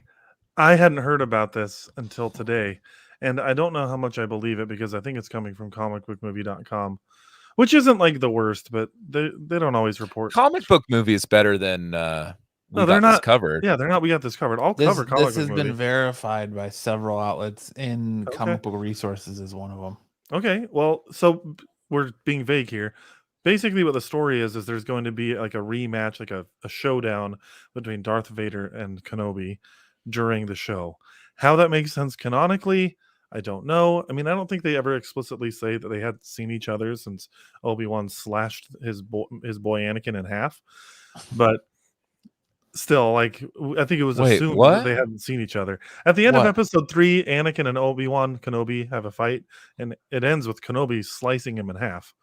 And Yeah. How's that Anakin, possible? with a lightsaber, he like slices What do you mean? him. How's it possible? Isn't Have you not Anakin? watched Revenge of the Sith? Dude, I've blocked out a lot of those movies. I'm not a Star Wars fan. So Isn't Anakin Darth Vader? yeah. He cuts him in half, and then they're on like this lava planet, and Anakin gets 3rd-degree burns all over his body because he lands like basically in lava rocks. And then the Emperor shows up and saves his life, puts him in the Vader suit to keep him alive. Yeah. And I to didn't know- suppress I his, didn't. and to suppress his force powers. I didn't know any of that. Yeah. Yeah. So It shows you how much attention I pay to Star Wars. yeah, so you're good, man. Star Wars is my thing. So I'm stoked about this. Like, what I was reading is like this is going to be an even bigger showdown than what we saw in episode 3, and that's one of the best lightsaber fights in all of Star Wars, in my opinion. So I am game. They even described the fight and how it may go down with like a force push happening at the beginning of it, and I think being initiated by Obi-Wan, actually, which is not the Jedi way, Obi-Wan. But it's not a rematch because it happens in between, right? It's a rematch. I mean, it's between. Who invited the Lance? I'm not a Star Wars fan to this podcast. It took me a long time to even get through the original trilogy. Like Max knows this. It's just not my thing. I don't know, but I love Mandalorian. I love some of the news, and I do like the original trilogy now, but I'm not a Star Wars head at all. I can't even remember those. One prequels. of the biggest stumbling blocks of our friendship. So here's how it works, Lance. Episode 3 happens before episode 4. I know the order. I know. Kenobi takes place in between 3 and 4. See, look. So Lance, it would be a one rematch. happens before 2, 2 before 3, 3 before 4. All right. I understand that. I just can't. I don't remember. All I remember from the original trilogy is Hayden Christensen, and for some reason people don't like him. And not Hayden Christensen. Christensen. Okay. What did I say? Christian. Thomas. Is it Thomas Hayden Church? Is that Sandman? Yes. Who's Hayden Church? I don't know. Yes, it's Sandman. People didn't like him, right? Mm-hmm. And Yeah, people nobody didn't likes like Jar Hayden Jar Christensen. Binks. That's all I very remember. few people do. My dad does, and I'm just like, Dad, you're crazy. Jar Jar Binks. Yeah, my dad loves Jar Jar. But I like. As I does like my Jar Jar. brother-in-law. to circle this back around, so it's like Sand. Kenobi is gonna be basically still messing with the Empire, and supposedly he saves someone who's super important to the Resistance, and then Vader leaves his little fortress, his castle, or whatever you want to call it, and goes to seek out Kenobi, and they end up having a big battle, a rematch. And Kathleen Kennedy pushed this last year at the Disney Plus stockholders meeting, the Disney stockholders meeting, saying that, you know, Hayden Christensen was going to be in this movie and we were going to see this rematch. So it's been pushed in a lot of levels. So she's not involved with Star Wars anymore, right?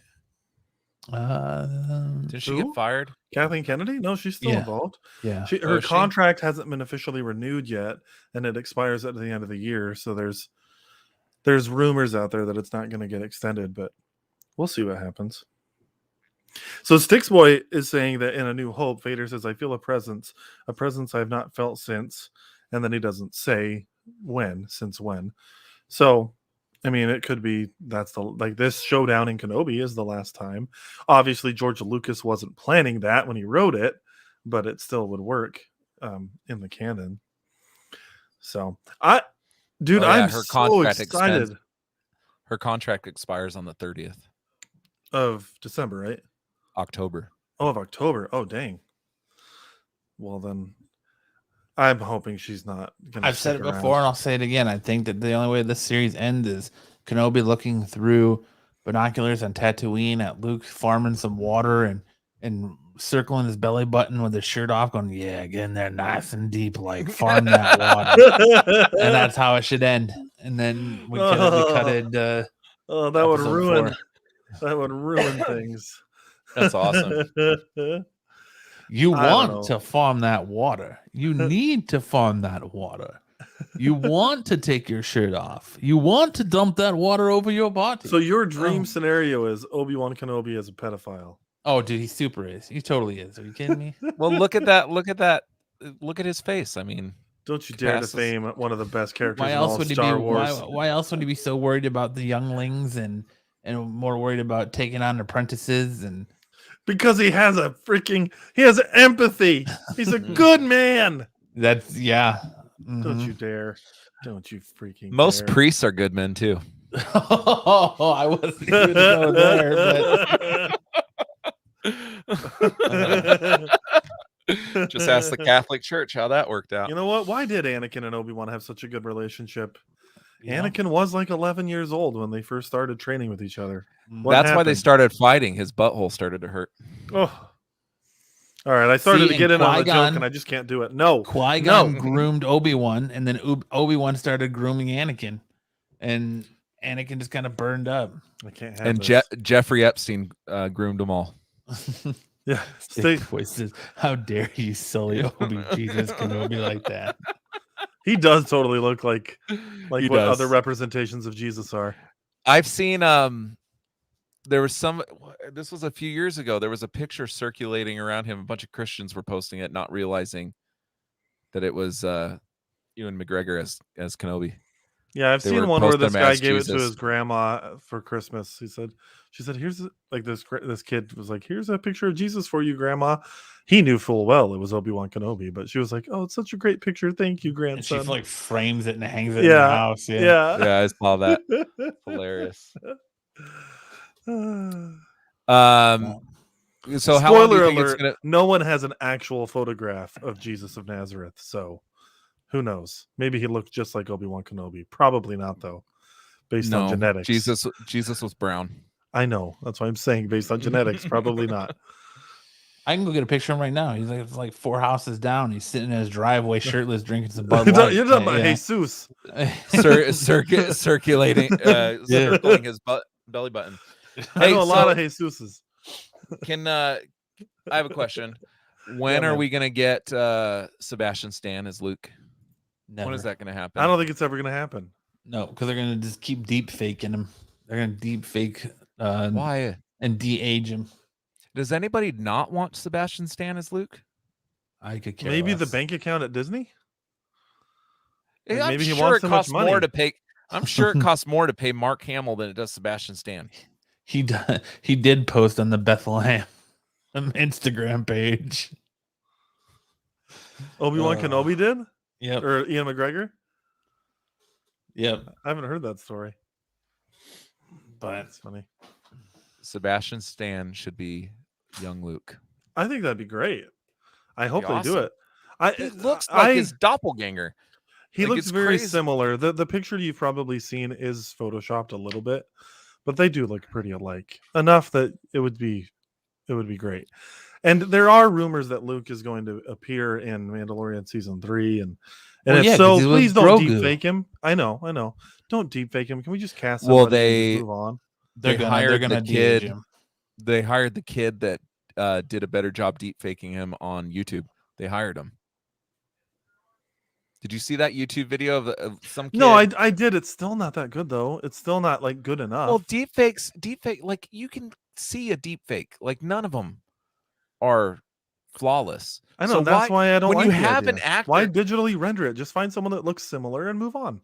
Here's the issue I have. Sebastian Stan's already on the Disney payroll. Just give him a little bit more money and he'll do it. I promise he'll do it. Yeah. I think he's come out and said, like, no one's called me, but if they do, I'll do it. Even Mark Hamill has said he's down with the idea. Who doesn't want to do Star Wars? Like, everyone in Hollywood is clamoring to be in a Marvel movie or Star Wars.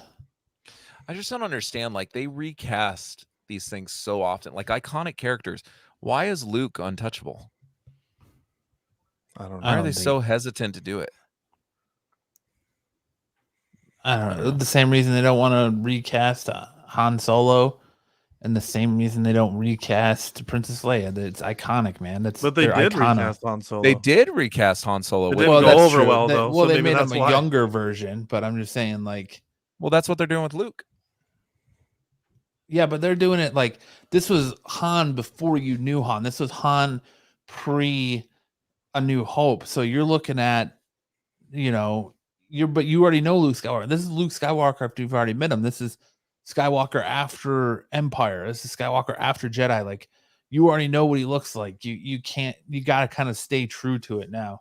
So Sebastian Stan is a good medium to that. Like, yeah, he looks enough like Mark Hamill. I want them to do it. I would love to see them explore building the whole Jedi Academy and everything. It's not like they're calling, freaking Michael B. Jordan or Tom Holland or something like that to come in and be Luke Skywalker. Like, this dude looks like him. Yeah. Okay. So I'm gonna get into some theories really quick here, and why maybe they are being hesitant to do much with Luke right now, and it's because there are rumors out there. Bitch. Luke is? Yes. Well, not in the books, but he was in Empire and in New Hope. But by Return of the Jedi, he's a lot better. But no, so there's rumors out there that if Kathleen Kennedy gets the boot and they bring someone new on, there's a plan to kind of say that the sequel trilogy was in an alternate universe because of some things that happened during Star Wars Rebels. I don't think this is going to happen. I think it's a little too complex. I don't think they're going to do this, but like there's a scene where like Ahsoka basically gets pulled out of the timeline by Ezra Bridger during Rebels. And so they're saying that so they're saying that an alternate timeline was created, and that's what the Rey stuff is, and that they're going to kind of wipe that from canon and redo the sequel trilogy and make it right. Which, I mean, Carrie Fisher's dead now, so that would be kind of weird to do. I don't think they're going to do this, but if maybe that is actually the plan, and so they're holding back doing too much with Luke until they can get all of that out, and then they can explore. I'll fix it. I'm not even a big Star Wars fan, and I know how to fix it. Putting Taron Egerton in it isn't going to fix it. No, Jon Favreau needs to run the whole thing. You pulled Jon Favreau in to run the whole thing. Well, who's the other guy that he wrote Mandalorian with? There's another guy that's big with Mandalorian. What's his name? Dave Filoni. Yeah. Stick Boy disagrees with you. He said it doesn't make an alternate timeline. I'm not saying I agree with it. I'm saying that's a theory that some people have out there that could happen. I'm not saying that makes an alternate timeline either. Look, and I agree, Max Bender. No more Death Stars. I want to go back to the Death Star, and I want a series on Clerks did it right. I want a series on the contractors building the second Death Star.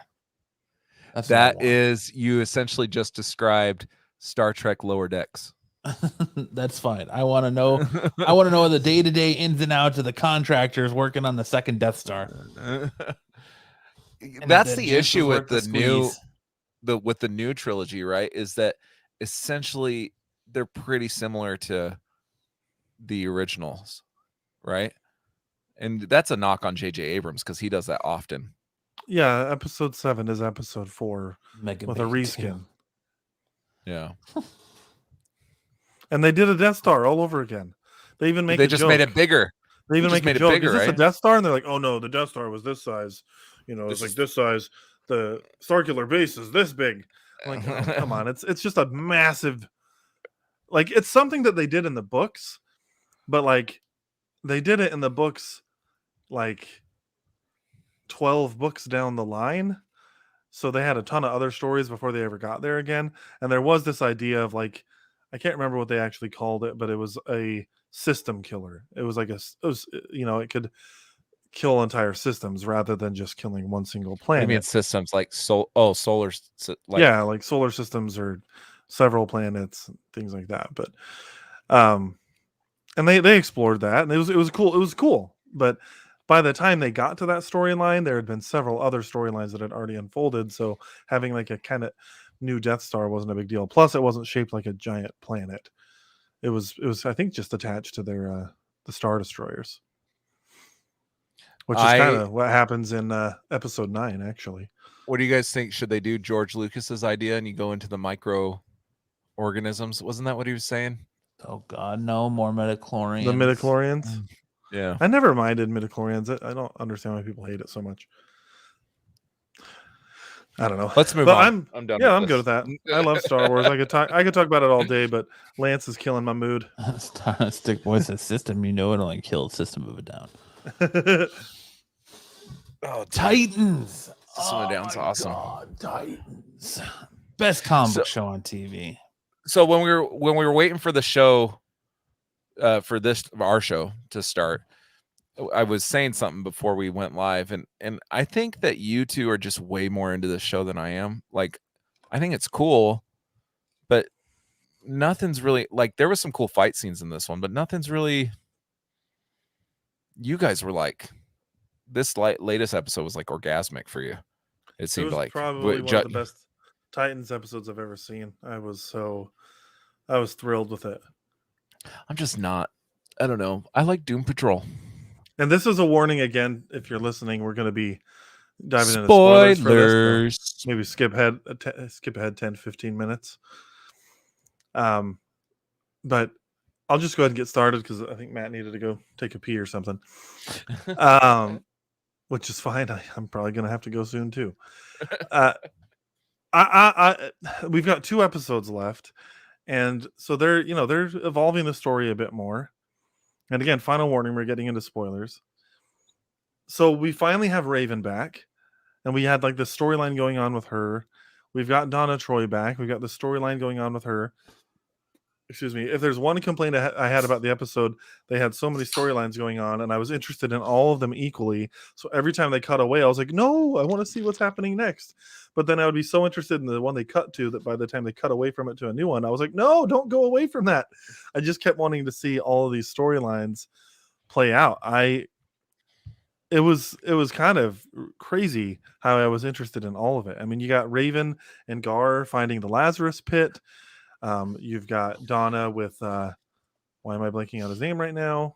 Robin, Tim Drake. Oh, Tim Drake. Thank you. That was that was probably the least of the storylines of this episode, but it was still cool to see. Could you? Yeah, you got freaking Dick being a dick. Like, he was kind of being a jerk, man. Could you explain to me what's going on with Starfire? So Black Star steals her powers, and then all of a sudden Starfire gets them back. I didn't understand all that.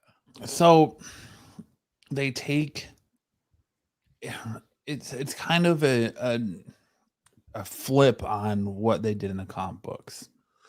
So in the comic books, there's actually 3 heirs to the throne, and Blackfire is the oldest, and Coriander, Starfire is listening. The middle child. So Coriander gets sick, and they basically transfer Blackfire's powers to Coriander, and that's how she gets the Starfire powers. So they kind of did it backwards. She's always had a power, but they didn't think that it was the royal power, essentially. Yeah, what she was supposed to have. She couldn't be ruler because she didn't have the fire, right? Yeah. And so they took, and so in the series, it ended up being that they took Blackfire's power and gave it to Coriander, but Coriander was the older child instead of the middle child. So they just kind of flopped stuff around a little bit, but that's essentially it, is that Coriander was the oldest, but she didn't have that she didn't have the power to have the royal claim to the throne. Even though she was of the royal family, she didn't have the power to claim the throne, and Blackfire did. But because Coriander was the oldest, they took the power from her and gave it to Coriander. And Blackfire just took her power back. But why, when she gets shot by that guy that's on that drug, does she all of a sudden get her powers back? Because she's always had powers, but they weren't what we've seen. Oh. So they weren't this is where she's gonna probably get her like energy projection and all of that to make her fly. And like Max and I had this conversation where she's probably gonna get the stuff that makes her fly on top of the powers that I've seen. Yeah. The powers that I've seen in the cartoon. Right. Yeah. That's what I was, because I'm like, oh, so they're doing this. It seems like they're doing this with multiple characters, because Gar can still only turn into a tiger. they're kind of giving them their powers more over time. And Starfire, all she's been able to do is shoot flames like the whole show. And now she's finally in a cool outfit, but she still can't fly. She doesn't have the healing. She doesn't have energy projection. And it looks like they're moving in the direction of giving that to her. Now, how or if she's going to get her firepower back remains to be seen. Who knows? Have we ever seen Connor fly in this? Yeah, I think so. I think Connor's flew. No, I don't think he has. No? Mm-mm. Maybe he's just realizing jumped really far. that. I've seen laser eyes. I've seen super speed. Did he fly when he grabbed Jason when Jason was falling off the building, or did he just catch him? I think he just caught him. I think he maybe just caught him. I think you're right. I think he raced to the bottom and caught him. Yeah. I think that's what I remember. He hasn't flown. No. Well, so there you go. That's another classic super person storyline, getting their powers of flight. I like the kid they have playing Connor. Yeah, I do too. I think the casting in the show is phenomenal all the way around. Like, yeah, there's nobody that could really complain. And I finally realized where I've seen Nightwing before. He was in that movie The Giver, and I just realized this like yesterday. what the one based off the book? Yeah, he's the main character. I'm like, where have I seen this kid? He's in The Giver. Dude, I get very I kind of feel like after the way this episode ends, where he gets shot in the neck, and Rachel freaks out because she says, "It's Dick, something's wrong." I think they throw him in that Lazarus pit. I think you might be right. They're not going to kill the character. No way. I think he's going to kill Nightwing. I think he's going in the Lazarus pit. He's the tent pole to this whole show. Yeah, I know. That's what I'm saying. He's not dying. I was wondering if she was going to somehow heal him with her powers. With that cod piece, he looks like he's got a tent pole. I'm saying, baby's an arm holding an apple. Anybody? Hey, so last week, or was it last week, or it might have been a couple episodes ago? Why was Bruce Wayne trying to kill himself?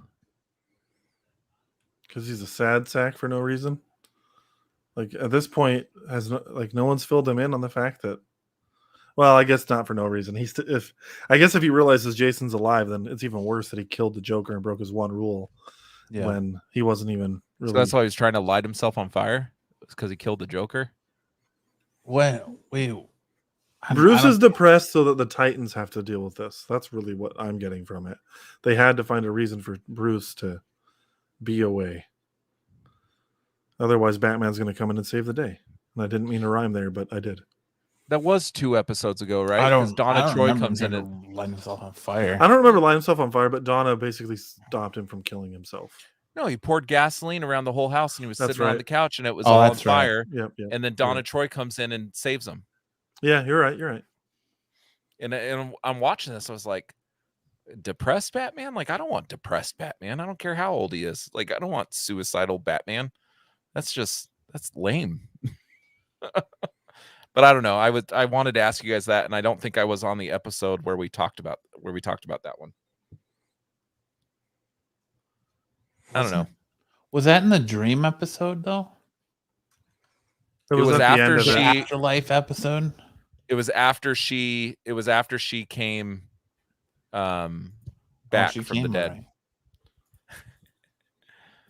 Well, no, because after she comes back from the dead, she escapes and goes to Gotham.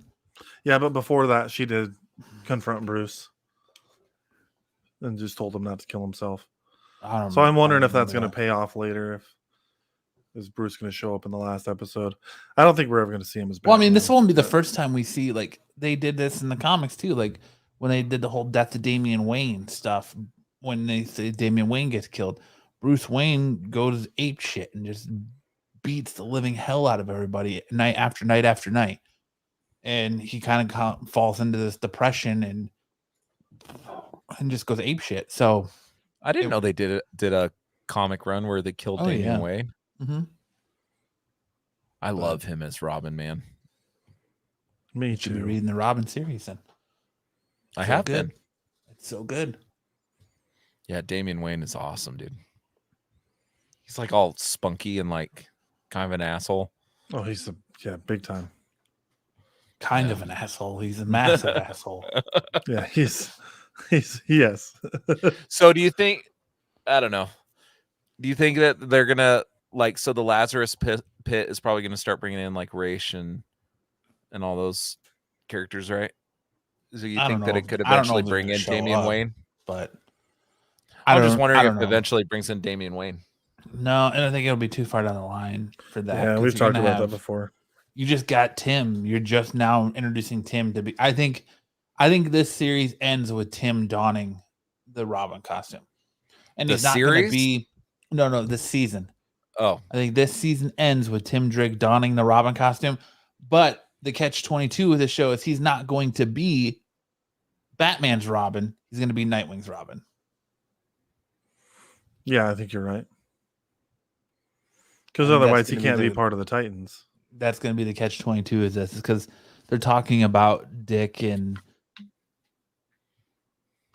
see, here's my thing with this is like they could have done the battle for the cowl storyline with this perfectly it had to be between Jason Todd and Dick for taking over the mantle of Batman, and it would have been perfect. But it's still a good story. Like I'm still really digging. Well, I'm loving how conflicted Jason is, because like you've seen him, a few episodes ago when he went to that weird like strip club thing.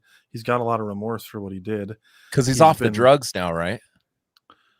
Well, so his remorse is when he's off the drugs, and then when he's on the drugs is when he's like calling out Nightwing and but then like he didn't save Tim Drake, but he didn't finish him off when he could have. Right. There's been a lot of things. Or when Nightwing eventually got shot through the neck, he looked like he wasn't happy about it. Like he was scared and he ran away. Instead of finishing him yet again.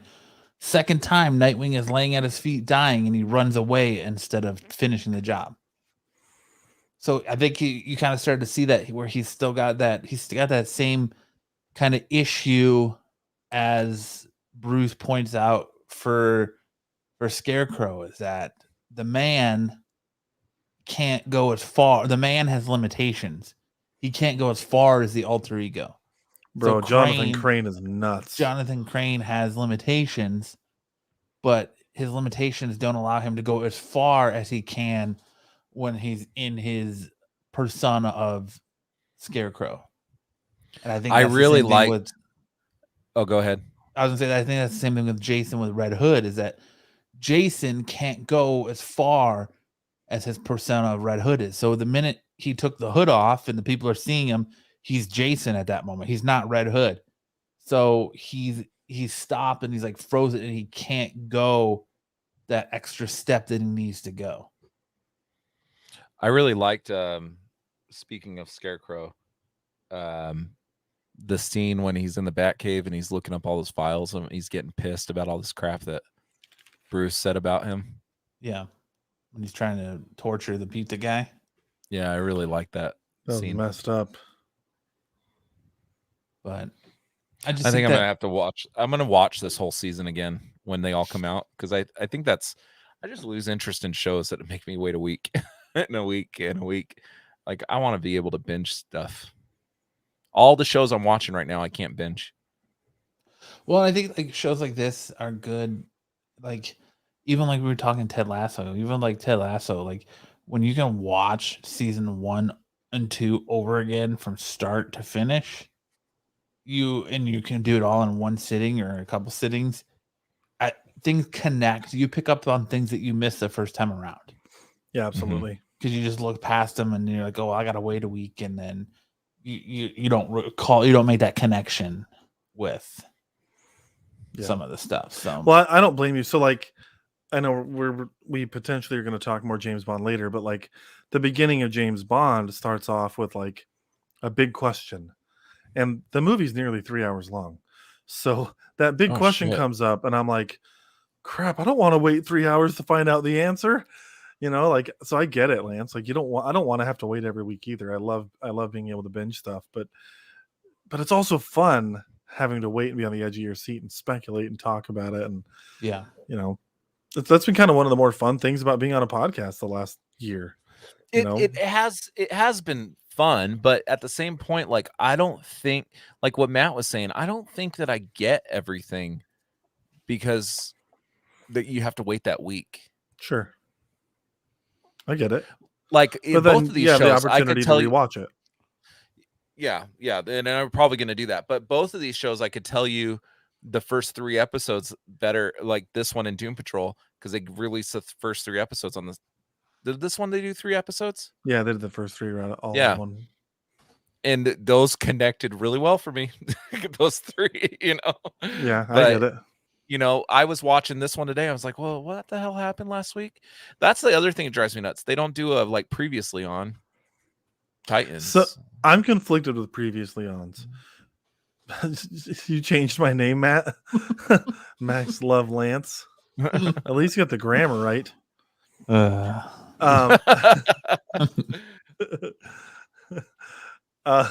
He's doing it now. He's working on it. Ooh, I just got so thrown off. What were we just saying? Previously ons. Oh, sometimes I don't like previously ons, and this shows you how sensitive I am to spoilers because it tells me what's about to be in the next episode. I'm like, oh crap! So that means that's exactly what they're going to be covering. So I don't know. Oh yeah, I don't ever. Yeah. If they're showing you previously on, it's because you need to know this because we're going to address it again. But yeah, especially if they show you something from like 2 seasons ago. Arrow would do that sometimes, and I'm like, oh, so you're going to talk about that thing that happened 2 or 3 seasons ago in this episode. But at the same time, it's valuable because you may have forgotten about it. So it's like that's why I'm saying I'm conflicted. I forget. Yeah, I get it. So do I. So do I. I watch a lot of things. I play a lot of video games. I have work that I have to keep stored in my brain. Yeah, we forget things. Like Ted Lasso's not like that, and I think it's just because the storyline is just so linear. You know what I mean?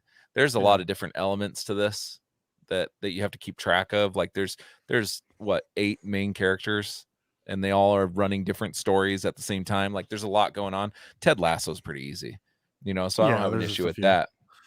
But that's another reason I loved this episode so much. It was the first time this entire season that all of the Titans have been in like one episode, trying to accomplish basically the same thing. They're going about it at different angles, but they're all united in some way, even though they're separated. And I loved that. I was just so happy to see Raven back. I love the character. I love her. Her take on it isn't, what I'm used to, but I still really enjoy it. I'm used to a lot more broody and emo take on Raven, but I like what she's doing. She's a little bit more bubbly, but she's also pretty serious, and it's been really cool. I do like Raven.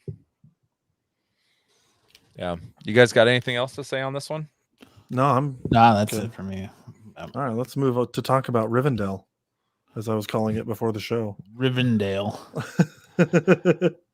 Yeah, so after the season 5 finale of Riverdale this week, we got the news that Sabrina Spellman is finally making her way from Netflix on the Sabrina show to Riverdale, where she belongs. So if you're like me and you still watch Riverdale, it's super exciting. Yeah, I love the Sabrina show. Love it. I loved how dark and demented it was. Like I love that show. I may have to catch up on Riverdale just because of this. Like this is enough to draw me back in. And I think she's fantastic. I don't remember what her name is, but she's really good. I was kind of bummed when they canceled Sabrina. I wanted this to be Melissa Joan Hart. Yeah, there was I don't know if you saw it. Melissa Joan Hart commented on it. There was a fan made poster about a Sabrina the Teenage Witch reboot where she's the mother and Zelda and I can't remember the Hilda and I don't remember. Hilda and Zelda. Yeah, that they were, the aunts, and there was going to be a new girl that Sabrina had to like help transition into the witch world or whatever, and people went nuts for it. People went nuts for it, and Melissa Joan Hart actually had to post about it and address it and say this is not real. She poo-pooed it. Yeah, I saw that. Yeah, but I'm like, dude, I'd be here for that. I'd watch that. But yeah, because Riverdale, the last season or the last episode of Riverdale went very much like witches and magic type of curses and stuff like that. So they're definitely going into that. That it makes sense for her to to be there now. Which that was always my issue with Riverdale. It was campy, but like when I did comic exposure, we read Archie Afterlife and a couple Sabrina comics, and we talked. This is comic exposure is Travis's show, Mhm. and talked about these comics, and I loved that Archie was kind of dealing with these supernatural elements. The first couple seasons of Riverdale are just so teen soap opera-y, I guess you could say. You don't have any of those supernatural elements, but it's still dark, like more Yeah. so seen from like the Archie comics that you buy from the. It's more mystery and murder than supernatural. Yeah, and I like the supernatural stuff. So, and now they're definitely with season 5 going into the 6th, they're definitely taking more of a step into that supernatural. Yeah. So I don't watch Riverdale or Rivendell. But I've watched Sabrina the Teenage Witch as a kid, so the idea that you're bringing this is not I know, Sabrina. I know that. But the fact that they're bringing in Sabrina is kind of cool. Isn't it the same as like the one from the Netflix show? It's not the same That's character, the same, but like it that's is the same actress. character? That's the same actress. Sabrina. Okay. Because Same they're Sabrina? both Okay. technically set in the same universe. Okay. Well, that's cool. That's a fun crossover idea. So what's cool about Riverdale and that Sabrina show that they did on Netflix is the showrunner is Roberto. I don't remember his name, but he also wrote like a bunch of like these great Archie comics. Yeah, well, he was writing the Chilling Adventures of Sabrina comic book. Mm-hmm. But he wrote the Afterlife Archie one that I read Mm-hmm. was him. And he's very good. So it was kind of cool that they pulled in this guy that's been writing all these great comics to be the showrunner of both of these shows. So I thought that was pretty neat. But yeah, Max, you probably like this one if you watched it. I don't know if you'd like Chilling Adventures of Sabrina. It gets into some satanic shit. I don't know why that means I wouldn't like it, but I keep meaning to try it out. You're not into like horror and stuff. So like I wasn't. That's true. I don't like horror. I didn't think it would be your thing. I loved it. I love that dark. Is it over? Are they done with Sabrina? They canceled it. Oh, that's too bad. I heard really good things. I just haven't gotten around to it. 3 October is the month to do so. Maybe I should finally watch that show. 3 seasons, I think. 2. Only 2? I think it's was 2 split into 2 parts? Yeah, it's 2 seasons split, and yeah. I think I said that on the last episode we did that I hate that Netflix split. Why they just call part 2 season 3 and get over it? Like you put 6 months in between the 2. Yep. I don't know, but yeah, this is cool. I'm down. Yeah. But all right. You like that little logo that I made? I made that from scratch. That's not official. That 90s show is what we're talking about next. Yeah. Yes, it was announced today that Netflix has put into series order that 90s show featuring so far 2 original cast members of that 70s show in Red and now I'm drawing a Kitty. So basically the premise of this show is Eric and Donna's daughter is sent to spend a summer in Point Place, Wisconsin with her grandparents, Red and Kitty, and that's where that 90s show picks up. They've not cast any of the original cast members other than these 2 yet, but there are hopes and talks ongoing that the cast members will return in a full-time or at least cameo roles. How long has that 70s show been? Has it been 20 years? So like are they naturally they would be in the 90s at this point? I want to say the last. Well, I mean, it's set in the 70s. No, I know the original. So I'm saying, if it's been 20 years since the 79. show, then I want to say the last season was like 07 or 08 or something like that. Okay, so it hasn't been quite 20 years, but yeah, but I mean, it's easy. But I know it's fine. Red and Kitty, well, Kitty not so much, but Red looks old. I don't know if you watched The Ranch. He's definitely looks like he's aged 20 years. But so if you look at the little graphic that I made down here with the question mark, 2006. The final episode aired in May 18th, 2006. And it was, everybody hated it because Kelso and Foreman were gone at this point. But Hyde, the article I read said that because of all his personal stuff that's going on, don't plan on expect him him to being be in in the it? show. Yeah. Which is a shame because, and it's not a shame because if he did the stuff he's accused of, that's awful.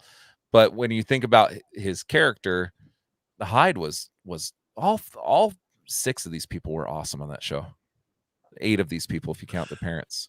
Yeah, I watched it sporadically, but enough that I thought it was funny. So I think this is a fun idea.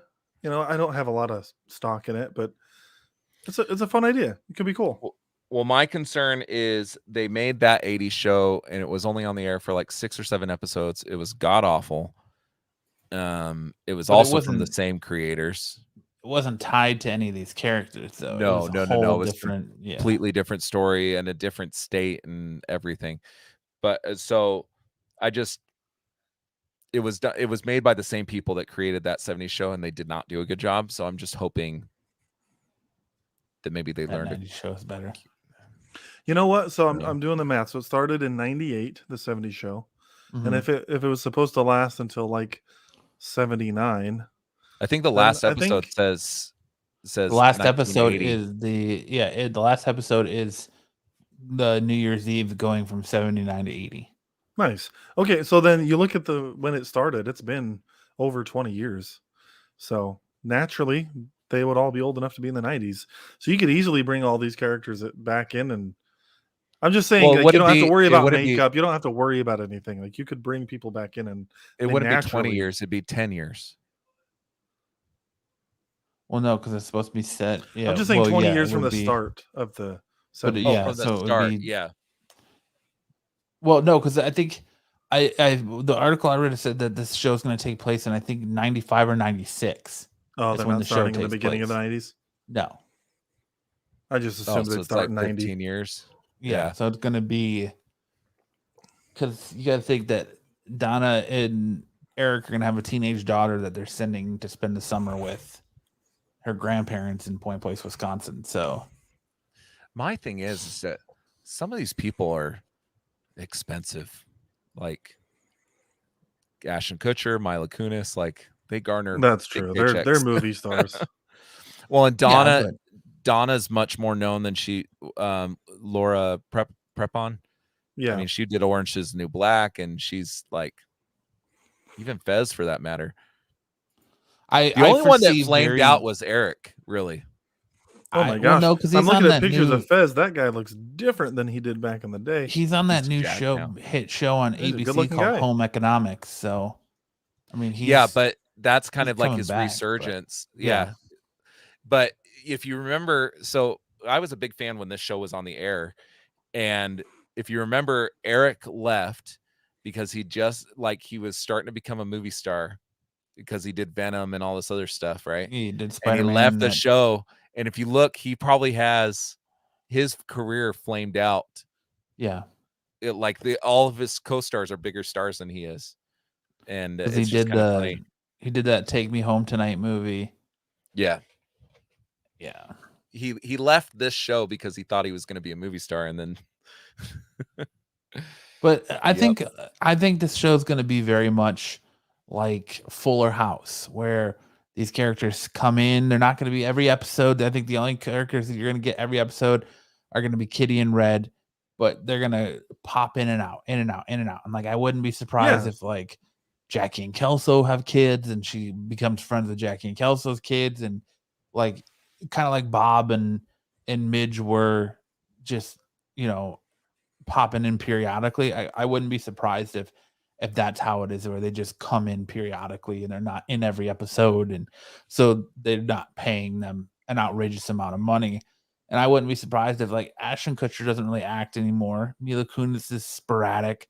I wouldn't be surprised if they didn't demand massive paychecks just to come in and do this stuff, Yeah. Well, and Ashton Kutcher has a relationship with Netflix because of the ranch and stuff. Like, I mean, because that wasn't that long ago. But so yeah, it would probably be Well, and Fez was on that show too. Wilmer Valderrama. Fucking stick boy. He says, I had to pay big money for Mila Kunis to give me a lap dance last week. She's still a starlet, still a great stage presence. Dude, I think it would be hilarious if this show, if they do make an appearance, the two of them are divorced. Yeah. Like he never like amounted to anything. He like works at a gas station. Well, we already know Kelso has a daughter because he has a daughter with God, what the Elizabeth? God, she was the foreign chick in American Pie. Oh, Shannon Elizabeth. He has a daughter with Shannon Elizabeth in that 70s show. I don't remember that. Yeah, like the last couple seasons when he's becoming a cop, he knocks her up and gets her pregnant. Oh, I do vaguely remember that. Yeah. So Kelso already has a daughter, in that series, so it wouldn't be shocking for him to make a comeback. But I'll give it a shot. If it's Netflix, I love that 70s show. It's near and dear to my heart, but that 80s show did suck. That 70s show might be in my top 10 sitcoms of all time. It might even be close to top 5. Like that 70s show is that dear. The last couple seasons suck though. When Eric leaves the show, it goes downhill. But my favorite episode is when they all go to the Green Bay Packers game, and they're trying to do the ticket switch, and Eric wears the Bears jersey and he gets in a fight, and Red just like, Eric's in a fight and nobody's here to see it. Nobody's gonna believe me. Like that's one of my favorite episodes, man. It'd be funny if he's like, because Red was always like just an asshole, like his anger, He was very stern. Now he has like high cholesterol and high blood pressure, and he has to like watch his anger. I think that'd be hilarious. Like as soon as he starts getting, Well, he kind of had to do that in the show. Remember, he has like the heart attack, and he had to like watch his anger and stuff. And in the show, that's when he befriends like the preacher dude, Father Tom. Yeah. But you think Cheech will come back? Oh God, that dude's like 90 years old now. Hey, William Shatner's 90 and he's about to be blasted into space. Yeah. I think Cheech could do a TV show. As Leo. Hey man. This is the old burnout, 90-year-old burnout Leo. Max, you should watch this show, man. It's on. Yeah, I've seen bits of it. I like it. No, but just like watch watch it all, just skip the last 2 seasons. After Eric leaves, you can turn it off. Got it. I think this is one of my parents didn't like us watching. That's why I didn't see much. Oh no, of they it. smoke weed in it. They talk about sex every episode. Like it's definitely. Yeah. And I was a kid. My parents were pretty strict. Yeah. I wasn't allowed to watch Friends either. Oh well, I applaud your parents for that one. Dude, you've watched one episode. Why do you hate it so much? Because Friends is one of those shows where everybody you meet is like, oh, dude, Friends is so funny. You gotta watch Friends. Friends is just hilarious. And then you watch the episode, and it's not as funny as people. Case in point, my fiance Friends is so funny. It's the funniest fucking show you'll ever see. Da da da da da da. And she's put on an episode, and she's sitting there laughing and laughing and laughing, and I'm just like, okay, like, it's not as like funny as people put it out to be. So before I married my wife, because my wife is a huge Friends fan. Before I married my wife, I didn't understand the fascination with Friends, and she watches it so often that I started to watch it and started to like it because I started to understand the characters and stuff. And once you get that backstory, it is pretty funny. I think it's funny. There's funny parts, but it's not like I don't sit through every episode laughing my ass off. I think this is funnier than Friends. I would definitely say that. When are we all just going to get to the point that we admit that How I Met Your Mother was a better show than Friends? I didn't really care for How I Met Your Mother. See, I love that show. There was some funny bits on it, but a lot of it was a little bit too stupid. I don't know a better word. Like they would get into like larger than life situations. Yeah. I don't know. Let's move on. You can just sit out there and keep doing your gigantic eye rolls, Aaron. Profit, right? Yeah, another more Jake Gyllenhaal news, because this dude likes to buy up movie properties left and right and put movies into production. Rob Liefeld's Prophet, which is basically, could be mid to comparison that he's a Captain America ripoff with a very similar backstory to Captain America, is getting made into as being optioned and greenlit for a movie. So that means that this book is probably going to skyrocket from people, and a character that nobody could give two shits about until now, because it's going to be a movie. I'm surprised we're giving Rob Liefeld any promotion on this thing. Dude, that guy is a dick. Like, I follow him on Twitter, and he's just so condescending. Like, he's just a dick. I think you have to be like, I give him a little bit of credit. Like, he's a dick in person. So, like, there's no reason to be a dick in person if somebody's being chill with you. But, like, Twitter, I can get it, because people are just spewing venom at him left and right, because 20 plus years in the business, and he still hasn't fucking learned how to draw anatomy correctly. Yeah, he can't draw feet or hands. Yeah. What is it? Yeah. He can't draw feet. He can't draw hands. He can't draw guns. He can't draw. Every character he draws doesn't have a fucking upper lip. And they all look like they like just shit themselves. Yeah, dude, look up Rob Liefeld art. And like every character he draws doesn't have an upper lip. Oh, yeah. So that's funny. Well, he created Deadpool, so at least that was cool. He draws Wolverine, and it looks like Wolverine's claws are so long that they should go through his forearm and out his elbow if they were to retract. And well, if you look at his picture, he doesn't really have an upper lip. So maybe it's just the way. Maybe it's a self-portrait. He just draws all those guys the way he looks in the mirror. So, yeah, every picture I'm seeing. Oh, yeah, that's bad. See, I hear mixed things.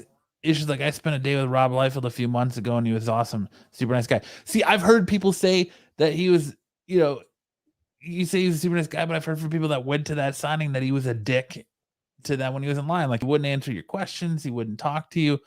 I know, like, meeting him at cons, he's been a condescending dickhead and stuff. So I just... We're blocked by him, right? Yeah, we are.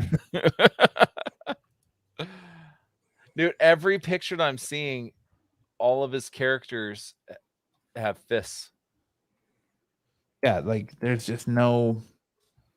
And then I just found one that of the Human Torch that has his fingers outstretched, and they look like octopus tentacles. Yeah, he draws pouches upon pouches and muscles upon muscles, and it's like he doesn't understand how the human anatomy works. I don't know. Oh, was this one Rob Liefeld? The one with Captain America and his chest is like out? The giant chest Captain America? Yeah, that's Rob Liefeld. Oh, that picture. Pull it up. I want to see it. Oh, I'm sure you've seen it everywhere. I probably have, but let's pull it up for the people to see. They even like made an Anthony Mackie.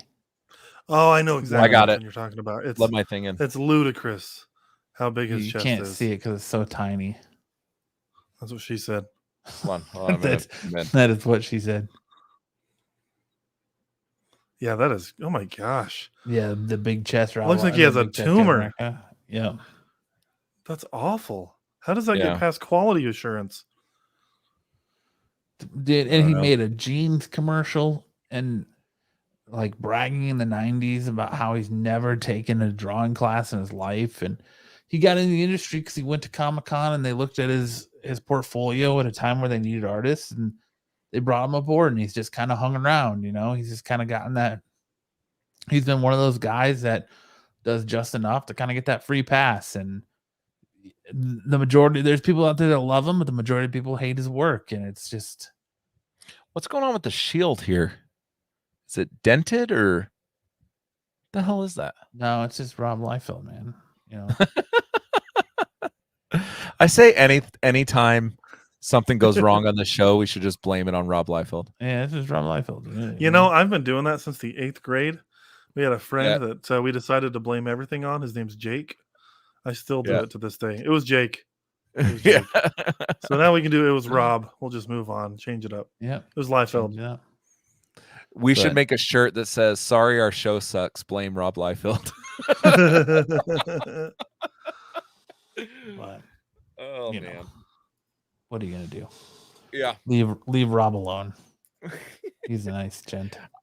I just noticed on Twitter, like he brags about how much money he has. Like his put down, like I've seen it often. His put down is, "I make more money than you." Block. It's all he does is block people. It's like Trump. Trump doesn't have Twitter. I just went on there in the nicest way and said that your work sucks and I don't know how you're still getting jobs, and he just blocked me. So Oh, how do you say that nicely? Oh no, it wasn't nice at all. Like it was. Dude, I listened. I think I was watching live when you guys all got banned at like the same time. Every member of the podcast live on the show was like going on and berating him, and they all got blocked on Twitter on the same episode. Yeah. So is that how we get our cool card? Is Max and I got to go try to get blocked by Rob? It's not very hard. Just post a picture of his feet, a feed he drew, and be like, "What are those?" And you'll be blocked in an hour.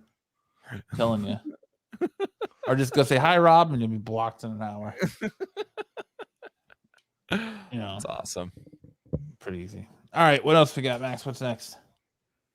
We're gonna do our top 5 comics of the week. Don't you just love that little picture I made? I do. It's cool. Every time you bring this up, how proud of you are. You are so proud. I am proud. He is proud. He's a proud. You know what? You should be. It's a wonderful work of art. We got some great books. It's better than Rob Liefeld art. Yes. Okay. Look at that hand. Glance for a second.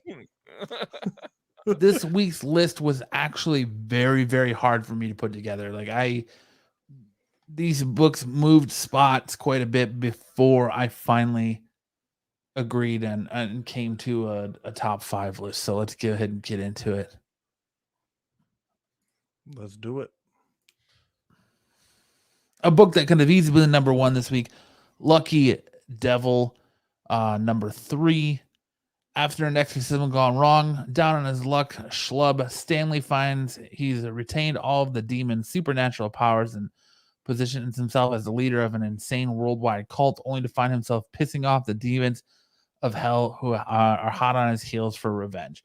This book is basically this dude's a loser. He is a cuck. He's the textbook definition of a cuck, where he's actually watching his wife have sex with another man.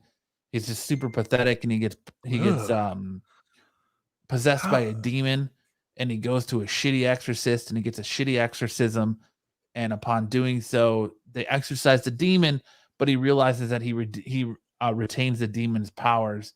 So then he becomes like this giant cult leader and doing all this crazy shit. And the demon whose powers he has is trying to retain. He's come back and get his powers and stuff. It's a super good book. It's a super fun read. It was one of the best issues of this book yet in the 3 issues that are out. It could have easily been number 1, but there were reasons that I picked the other books ahead of it that week. But that's number 5. If you're not reading Lucky Devil, definitely check it out. Number 4, Chicken Devil. 2 devils in a row. Mitchell Moss is about as regular as it gets. He's married with 2 children and co-owns a successful chain of Memphis hot chicken restaurants. It's not the life that screams hero/vigilante until he discovers that his business partner is in bed with the mob and owes them $2 million. Unfortunately, Mitch is ill-equipped to be a badass. He's just a guy who makes a really good chicken. So he invents the Chicken Devil. Great read. It's a number 1, came out this week from Aftershock. Definitely go pick it up if you're into like the obscure. If you're looking for something obscure and different to read, definitely check out and pick up Chicken Devil. Let's go number 3. Number 3, this is a series that I'm really, really liking a lot from Image, The Me You Love in the Dark. Ro becomes even more intimate with whoever or whatever is haunting the old house as she finds the spark of inspiration for her most personal painting yet. So it's like, essentially, she's a painter who's looking for her muse, and she's trying to do different things to find her muse. So she moves into this old house and finds out that it's haunted, and she starts forming this relationship with this ghost or spirit or whatever it is that's in the house. If you like books like Last House on the Lake or Something's Killing the Children, I would definitely say check this out. And it's by Scotty Young, and you're used to seeing him do those chibi covers for Marvel, but he's doing he's writing this book, and it's been super good and super hot so far. Issue 1 and 2 are well sought after. So I definitely say check it out. Number 2 this week it teetered with number 1 a lot. Like I really had to sit back and think. And this is a brand new, if you saw the Absolute Geek Podcast Twitter, or not Twitter, but Instagram this week, or Facebook. This has got a new creative team behind it, and it's the return of Ben Reilly. Ben Reilly has returned to New York City and has fully taken back the mantle of Spider-Man. But what does this mean for Peter Parker? So basically, Peter Parker is swinging around when he runs into another Spider-Man, and it's Ben Reilly who's working for this company called the Beyond Corporation, who is basically getting in the business of making superheroes. So they offer Ben Reilly the opportunity to be Spider-Man again and it goes back to when Octavius was Superior Spider-Man. He trademarked the Spider-Man name. So when Parker Industries folded, Peter never renewed the trademark when he took his body back. So Beyond Corporation bought the trademark to Spider-Man, and they own the name Spider-Man, and they bestow it upon Ben Reilly, who's working this new tech suit for them. And he has a running with Peter, and they're going against this they're fighting this thing that has like a nuclear reaction when they fight him, and Peter gets involved, and Ben's suit protects him from the nuclear radiation, but Peter's doesn't, so he starts getting really sick, and it looks like Peter's going to die, and Ben Reilly is going to be taking up the mantle of Spider-Man moving forward. But this was a great book, great new team on it, awesome art. The interiors were amazing. It was, like I said, it was hard to go between issue 1 and 2. So if you are an Amazing Spider-Man fan and you're looking to get back in, right now is a perfect jumping on point, because with this issue, they just got back into this new storyline. Issue 75, Patrick Gleason doing the interiors and this beautiful cover. Such a good book. That looks awesome. I would like that as like a poster in my office. That looks fucking sweet. Is this picture on our? Yeah, I was gonna say here. Let's remove that so we can see the cover. Nice, super dope cover. But like the silhouette of Spider-Man, yeah. Well, it's his mask done in a web. Yep. Show us again, yeah. Well, it's kind of like almost his whole upper body, because like there's his head, the outline of his head, and you can kind of see like a little bit of the clavicle right here, and then Spider-Man like laying the dead spider down there. But it's super dope. Awesome. But like the interior on it, man, like Patrick Gleason's art in this book is just phenomenal, dude. Like I was trying to look up the art as you were talking about it, but typing in the Amazing Spider-Man comic brings up a lot. Like, I mean, just look at like this Peter Parker right there, and like when he gets into Ben Reilly and some of these shots of, here you go. Show me the tech suit. So that's Ben Reilly? Yep, that's Ben Reilly. Nice. It looks really cool. I was wondering how their costumes looked different, so that when they're facing off, how you can tell. Yeah, let me see if I can find a shot of them together. The one of them together. Yeah, because there's the one where they're together fighting in the city. Get there, just a second. Yeah, man. Definitely, it sounds like a really cool issue. This sounds like one. You guys know I don't read a lot of comics, but this sounds like one I might want to read. Cool story. The art looks really great. Yeah, but I need a tablet, because Lance will send me digital comics, but reading them on your phone is just not. It's hard to read comics on your phone. I had the DC Universe thing for a while, and I tried to read some comics on there, but it's not a satisfying experience. I didn't know you didn't have a tablet. No, I don't have a tablet. I don't really have a use for it. But I guess I could read the comics on my computer. Best one you can get right there. So that's Peter right there in the original suit, and then there's Ben Reilly's new suit. So they're similar looking, but it's fairly different. Yeah. Is Ben Reilly's suit almost has a very Spider-Man No Way Home, Homecoming, Far From Home feel to it with the way it's like there's a It reminds me a little bit too, because because it's like the spider image. Yeah. You see how the legs go across his whole torso? Yeah. That's like the video game. Yeah. Yeah, that's a sweet costume. Beautiful, I like that a lot. Beautiful interiors, awesome story, awesome kickoff from the new creative team.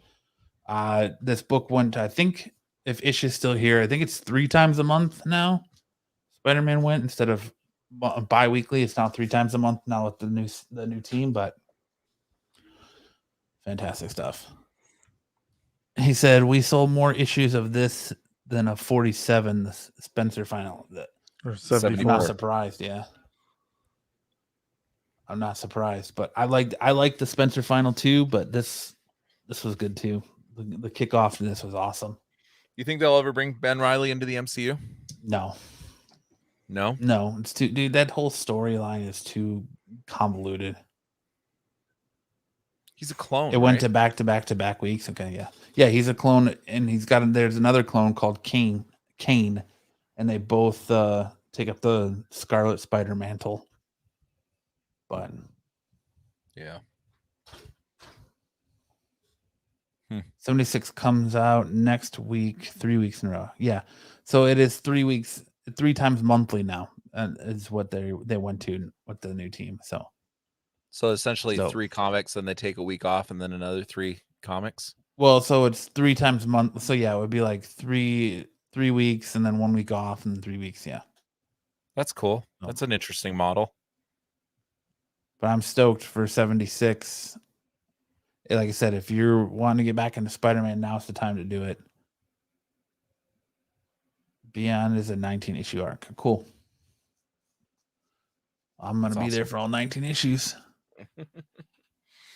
What's your number 1? Kane's been a clone for a long time, man. He's one of the Peter Parker clones. He was unstable. Like he was an unstable clone, kind of like the Stacy twins are. But number 1 this week is Dark Ages issue 2. This book is a super cool book. It's the premise of it is it has been years since the age of technology ended in a single moment, like a switch had been flicked to off an entire planet. Now Earth's heroes attempt to bring humanity together in darkness. X-Men and Avengers, vigilantes and villains, all working to create something better.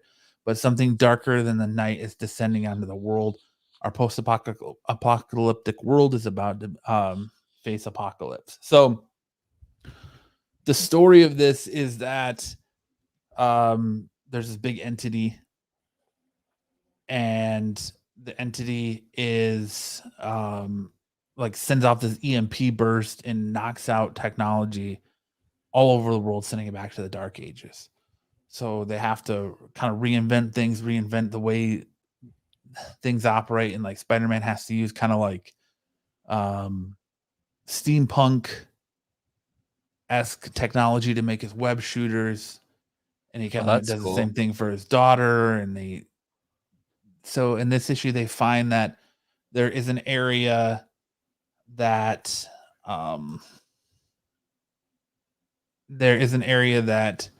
has power still, and so basically Mystique comes to Tony Stark and says, what if you could get power back? What if we could create all these ideas that you have in your head? Because I mean, they go old school, like where they've got villages and all their warning systems are being protected by Spider-Man's webs. They use Spider-Man's webs as like an early detection or warning system that trouble's coming, and they have vampires and creatures, werewolves and all that are involved. And so basically Mystique takes up looking like Captain America to come in and get Tony Stark, and she knocks him out and tricks him and basically takes him to Apocalypse, who is building this new utopia with electricity. And she's saying that everything is laid out in here. He's like, when that EMP went off, it erased all electricity the world and the earth itself is like now affected by it, and that in order to counteract that, they would need a magnet that could produce immense power to make energy come back. And he said there's nothing in the world that can do that. And Apocalypse is like, there's no thing, but there is someone. And you see in like this giant dome, he's got like Magneto like held prisoner, and Magneto is like reversing the polarity of this EMP to make it to where they can have electricity in this little area. It's super rad. It's a super rad book. Like, my explanation of it doesn't do it justice, but like it's so I'm gonna read badass, it. man. Like, I loved issue 1, and right after that I got done with issue 2, all I could say was like, holy shit, man. Like, this whole story is super dope. It's been a lot of fun. I can't wait for issue 3. Like, who knows what Apocalypse is up to, but like there's the big reveal of them like torturing Magneto to use his powers to reverse the polarity of that EMP to make it to where they can generate electricity. So that's awesome. But hey, so if an EMP went off, if that actually happened, not actually, but if would Electro be dead?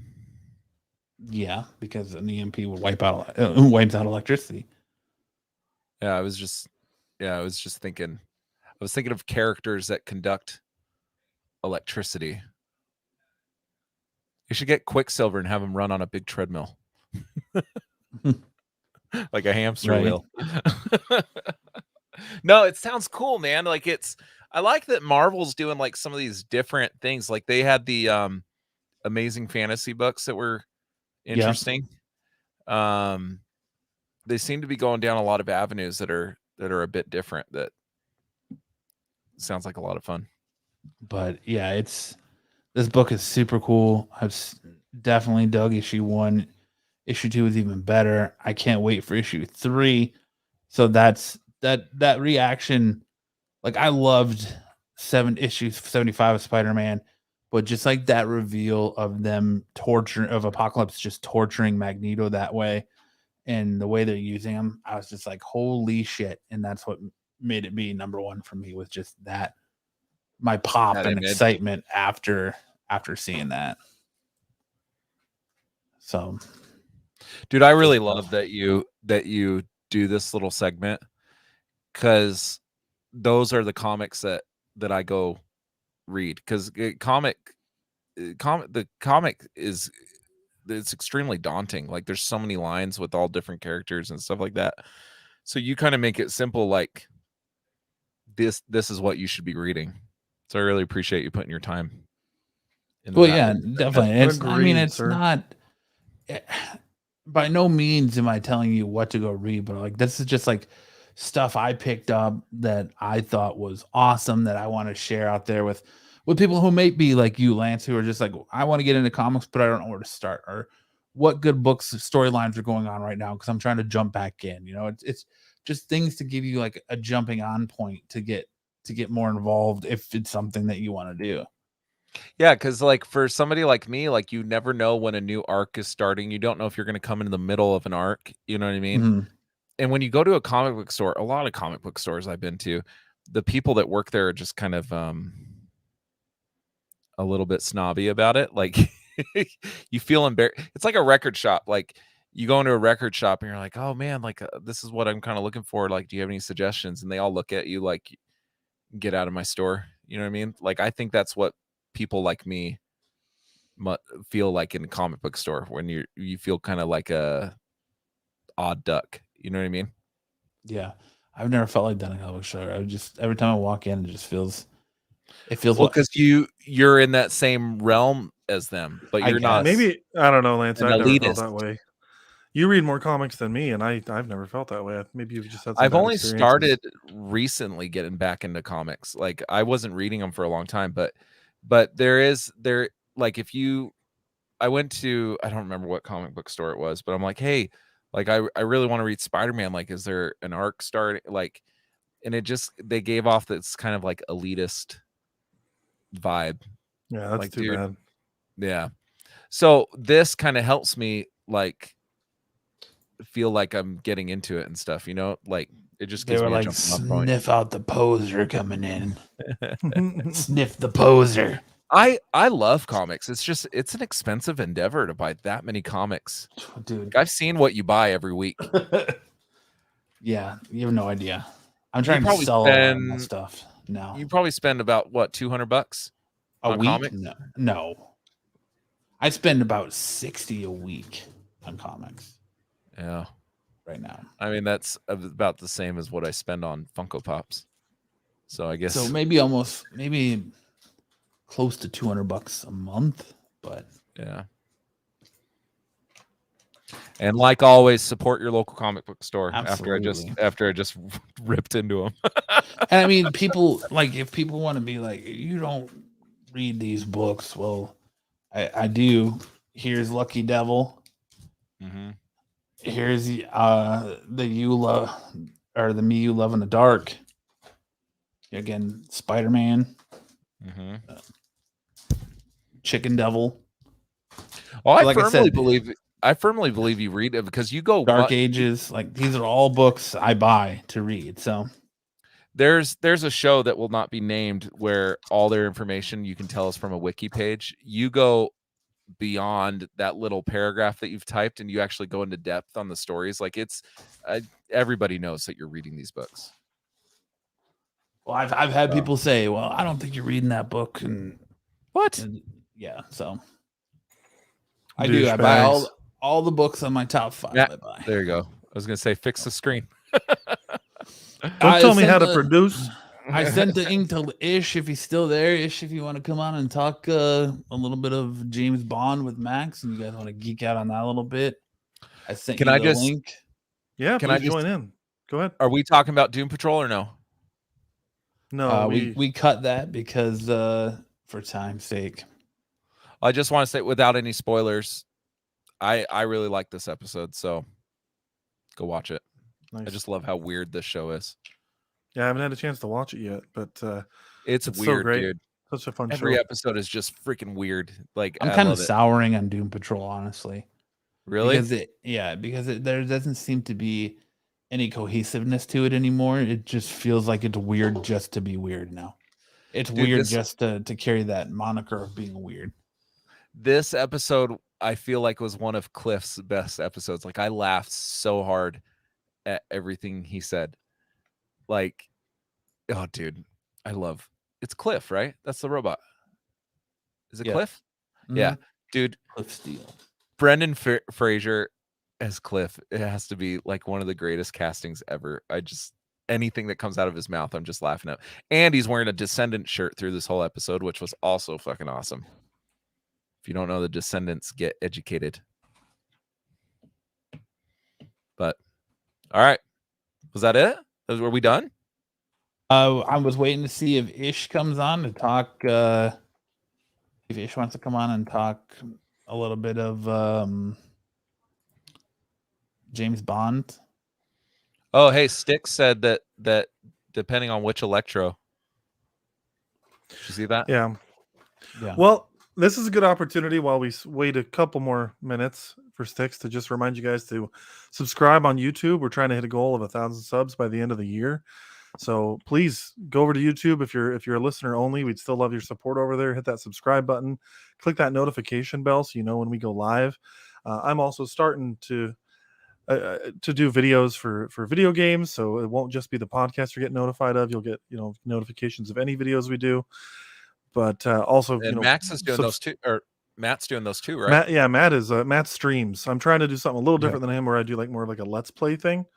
And I've only done one so far. I'm trying to work on doing some more. I'm new at it, but yeah, we're doing some gaming content, and follow us on Instagram, Facebook, Twitter, all the places. TikTok, all of the places. TikTok, yep. I saw Stick asking. So Kane was the Jackal's first attempt at cloning Peter Parker, and he basically failed, and he was unstable, and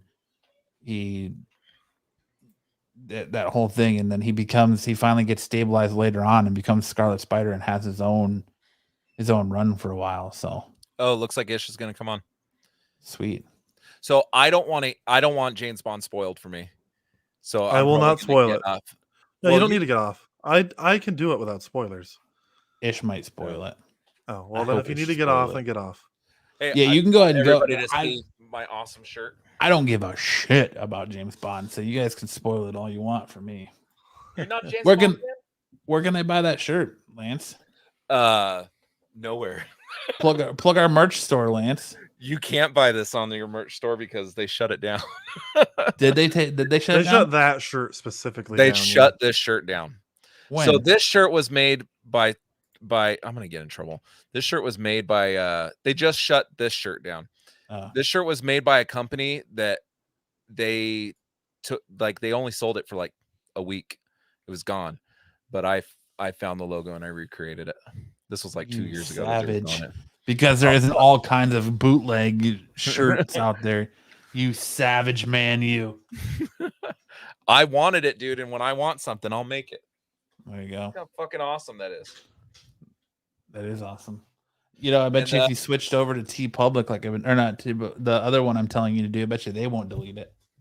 Yeah, they sent us an email saying, we think this image is copyrighted. We'll make you the shirt that you ordered, but no one else is going to be able to buy it. Lame. But the other one I bought, so this one is, you currently can go get it. It's Once Upon a T, and it's Sum 41, Captain America Zombie mashup. And then there's one. Once Upon a T. I ordered a lot of shirts from them. They have a My Chemical Romance Doctor Strange mashup, the Doctor Strange from What If mashup. It says My Absolute Romance. That one was cool, but I opted for the Sum 41 one. All right. Well, joining us at this time, if you frequent Fantastic Worlds Comics in Scottsdale, Arizona, you know him well. If you don't frequent there, you better start because it's an awesome shop. And he just walks away. We're gonna welcome in Ish, everyone. What's up, Ish? What up, Ish? Hey, what's up, guys? How you doing? Thanks Pretty for good. coming on. Look, I'm fine. he even I'm one got finally the on James Absolute Bond Geek. Dude, I'm wearing the James Bond hat and the shirt. Oh wow, look at that. I mean, I'm a Man super right fan. there. Do they just have a merch stand set up outside your theater or something? Got a lot of stuff off of eBay. Oh, okay. Yeah, that's awesome. Yeah, I'm a huge fan. Thunderball was the first like complete movie I ever saw when I was around 7 years old. And a lot of the Bond movies I just saw over and over as a kid. And I've read all the novels, and I love the novels too. So, anything Bond. So I do look at it with a very critical eye that way. Yeah. Fair enough. Fair enough. So I heard you guys were talking spoilers. Well, so I was saying we could go spoiler free, but if you don't think you're capable of doing that, Lance is going to jump we can do that. We don't have to say spoilers. No, I'm down. I want to do spoilers. Free. Oh. Yes, on the spoilers then? Lance wants us to spoil it. So Lance is going to leave. Yeah. Matt, did you say you don't give a fuck about Bond? I don't give a fuck about Bond. Did I really hear those words come out of your mouth? You did. You heard that come out of my mouth. Okay, Ish. So your mission, if you choose to accept it, is to make Matt a Bond fan by this. It won't. It's already a failure. Well, this movie probably won't do it. Well, and it's also the last one, so it's like, yeah, this would be a bad one for him to jump in on. Yeah, it's the end of a 5-movie story arc. So it is. It's a 5-movie journey. These are not really, Skyfall is kind of standalone, but ultimately they're all tied in. And this is a direct sequel to Spectre. Yeah. Oh, yeah, good. You could then probably I'm gonna go watch Spectre again. I mean, you're gonna want to watch. I mean, if you watch all the Daniel Craig ones, you'll get more out of this. But if you skipped Quantum of Solace and Skyfall and just went straight to Spectre, you'd probably be okay. You would be missing some context. You'd be missing some context, especially because there is some stuff in Quantum of Solace that I take that back. You should watch all of them. There's something in every one of these movies that plays in. Yeah. If I can't shoot someone in a facility with a golden gun as ob job, I don't give a shit. Hey, so dude, GoldenEye was the best game ever. Hell yeah, a great game. And they've been trying to remake it for years, but licensing rights and stuff won't allow them to. Ish, before off, I want to know. So now Daniel Craig's done. Who would be your number one pick to be the next Bond? I would go. I feel like you have to do another hard reboot.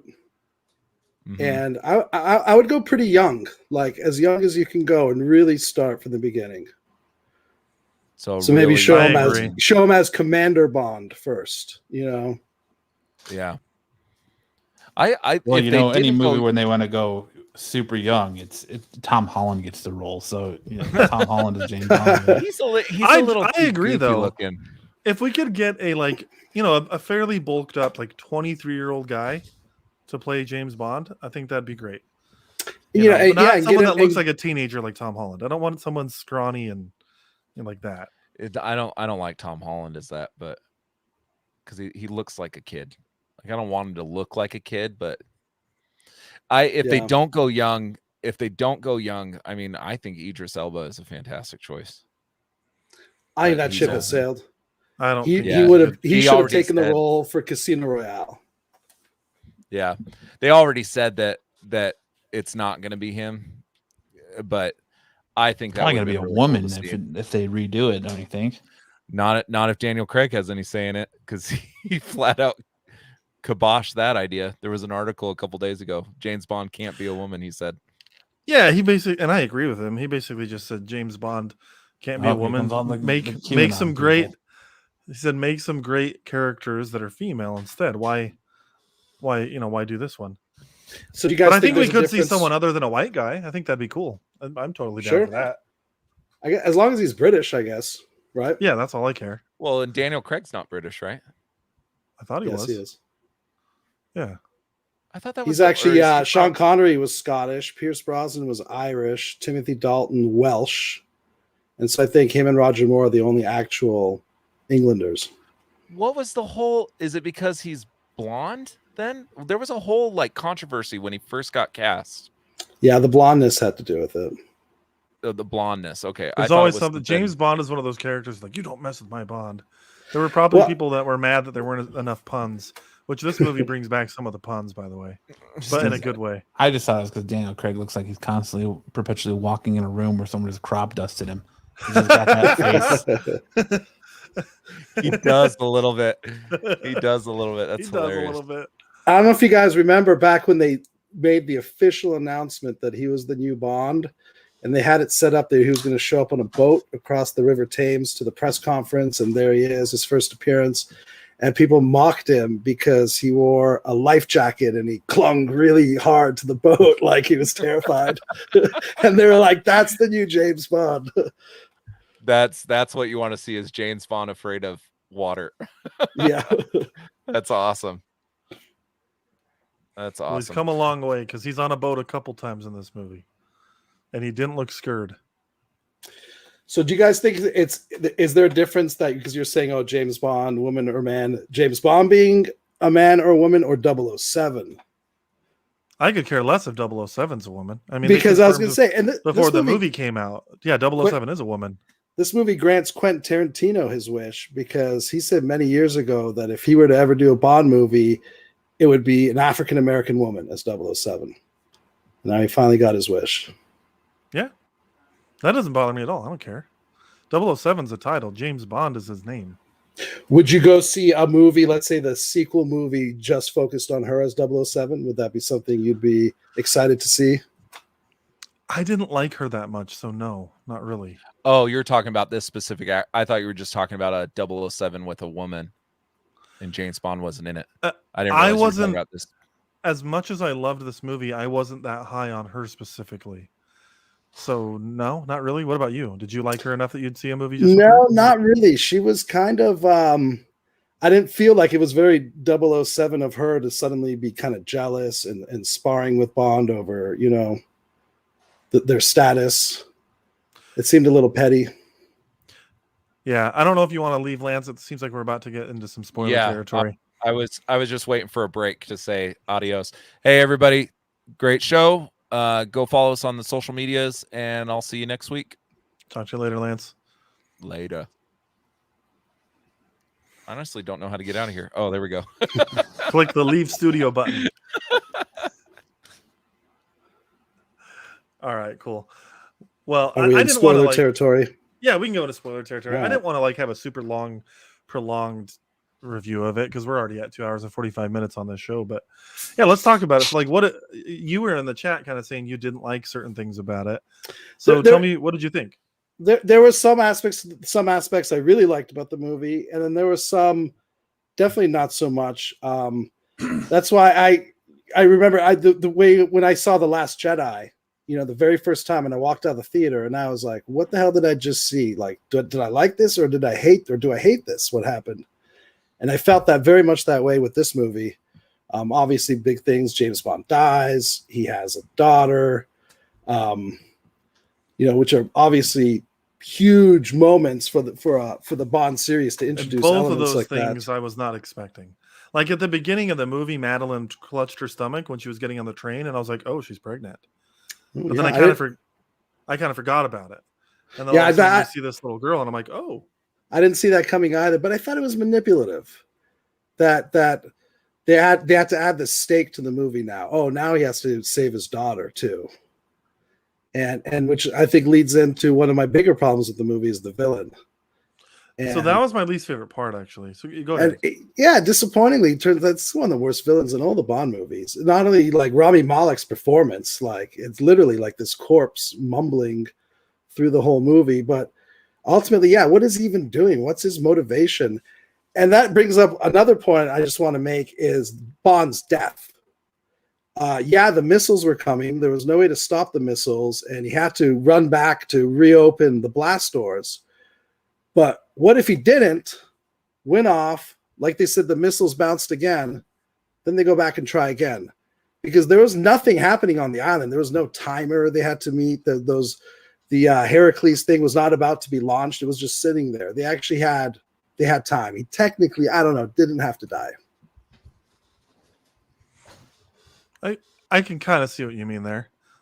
It's a nitpick. It's a nitpick, I guess. But. It's a nitpick, but it's a pretty valid one actually, because you're right. Like the facility needed to be destroyed because it was, holding the key to basically a pandemic that was going to kill millions of people. And I think they said that's part of the reason they delayed this movie so many times, because they're like, it's kind of about what the world's been going through for the last 2 years. And so we need to put some time. I mean, not the villain releasing a pandemic on the world, but still like the premise of that. Anyway, so that's a good point. But still, they established several times, Q did anyway, that you can't get that thing off of you. And so he now had a virus tailored to his system. That's very true. So it's like he kind of had to die because they didn't have any way to cure him. Granted, maybe they could have quarantined him for 10 years until they figured it out. But I think this made a more emotionally impactful ending. And I liked that. I thought like his death itself was pretty spectacular, obviously, with these missiles raining down upon him. And I guess this is a personal thing. I'd hoped he would have had a little more of a quiet, more somber death. Mm-hmm. As these agents, a secret agent, they're anonymous people throughout their lives. They don't get the glory moments. And when they die, it's like Mathis in Quantum of Solace. You're put in a dumpster, and even Bond says he wouldn't care because that's part of the job. You die in a dumpster. Yeah. So I don't know. His spectacular death, it just felt a little grandiose. Like they tried so hard to make sure this is the end, nothing else. For Daniel Craig, anyway. Yeah. Yes. Yeah. And that's why I liked it. So, like, Casino Royale gave us something we'd never really seen with Bond falling in love and then getting his heart broken. And so you kind of get an understanding of why he's this like cold, heartless bastard all the time. Well, we did see that on Her Majesty's Secret Service. I haven't seen that one. So I've seen most of the Bond movies, but I haven't seen that one, so. You know what? So you're saying you're an amateur then? Well, one of the things I did like about No Time to Die is throughout the entire movie, it's homages to On Her Majesty's Secret Service, which is one of my favorite Bond movies. And especially the music, they play the theme music over and over. And that movie is peppered with references to that movie. Okay. So I think maybe if you like this movie, you should definitely check out that movie. And that movie is a hell of an ending. Actually, who did that one? George Lazenby. Okay, then I haven't seen that one because I've seen all the Sean Connery, all the Roger Moore, all the Timothy Dalton, but I actually don't think I've seen any of the George Lazenby. How many did he do? Just that one. Just that one, that I haven't seen that one. That's like one of the few that I haven't seen because I've obviously seen all the Pierce Brosnan ones as well. I binged them all a few years ago and loved them. I love the old ones; they're great. But this is my preferred. I like this grittier action style. I do. Quantum of Solace is one of my favorites because really it has that. It has a nice hard edge. I also like License to Kill. Also has an angry Bond. License to Kill is awesome. I like angry Bond. I love Roger Moore and Funtime Bond, but I'm a big fan of the novels, and I really like angry Bond, disturbed killer. Well, Timothy Dalton, when he did that movie, it felt kind of like a Punisher movie in some regards. I loved that one. Yeah, like he's like kind of like on a Myers revenge as mission. Sexy Bond. Sex addict Bond. Yes. Hairy chest, sexy Bond. That was Pierce Brosnan. He was sexy Bond, always fixing his hair. And yeah, that's true. so, Max, how would you rank Safin in the pantheon of Bond villains? Fairly low. Fairly low. Yeah, so that's got to be disappointing, for your grand finale movie, and one that features Blofeld. Yeah, he was awesome. But they throw him away at the end. That's the guy who should have gotten the spectacular death. Yeah, so that was so that was the one. He kind of dies off screen. That was another one of those. Well, he dies on screen, but that was one of the critiques with Blofeld. No, they show him dead, so he dies off. They turn around, they're like, "Oh, he's dead." Yeah, and then they show him just kind of crumpled over. Yeah, you're right. Well, that was one of the hard things because you have this build up to Spectre, which kind of probably should have been the finale of his story. And so it's where were they going to go from here? I thought that this villain was going to be part of Spectre rather than an anti-Spectre, basically. Sure. So yeah, and his motivations weren't good. So if I had to rate this movie out of 5, we don't usually do that anymore. We did that on Couch Crunchers, but not really here. But I would give it either a 4 or a 4.5. And the villain was a big part of the reason why. I mean, 4.5 is a strong score. It is. That's probably why I'm more like it a 4. But the villain is a big part of that because his motivation was pretty lame. I understood why he wanted to kill Spectre and Blofeld. That made sense. His motivation's there. And then, but beyond that, why did he want to kill? Why did he want to kill millions of people? Yeah. Yeah, there was no justification of that I could see. So I didn't understand that, and that does tarnish some of my enjoyment.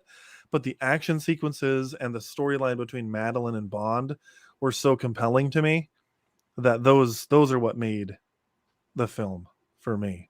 I was really wanting Bond to end up with her, not only because she's ridiculously hot, but because I actually like them as a couple, except for the fact that in real life he's 20 years older than her, so it's maybe a little weird. But I like them as a couple, and I wanted Bond to kind of have a happy ending, which he didn't get because he dies. But still, it worked out. No, another complaint. The daughter makes sure that it's a happy ending because he talks about what you leave behind. He has that line earlier in the movie, and now he has something to leave behind. The daughter, his legacy, so he kind of gets the happy death.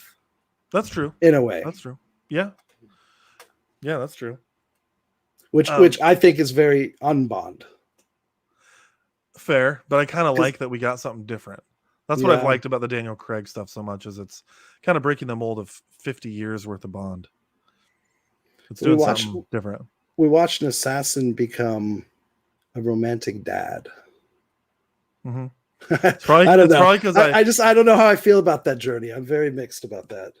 I love the journey, but I also relate to it so much because my wife and I struggled with infertility for 8 years. We have a 1-year-old kid now. And so he's so special to me that I'm anything daddy related, you're a daddy protecting your kid, just resonates with me. So you're always going to sell me on that. It's really close to me. I'm totally like that. We have a 2-year-old and I totally agree, except with Bond.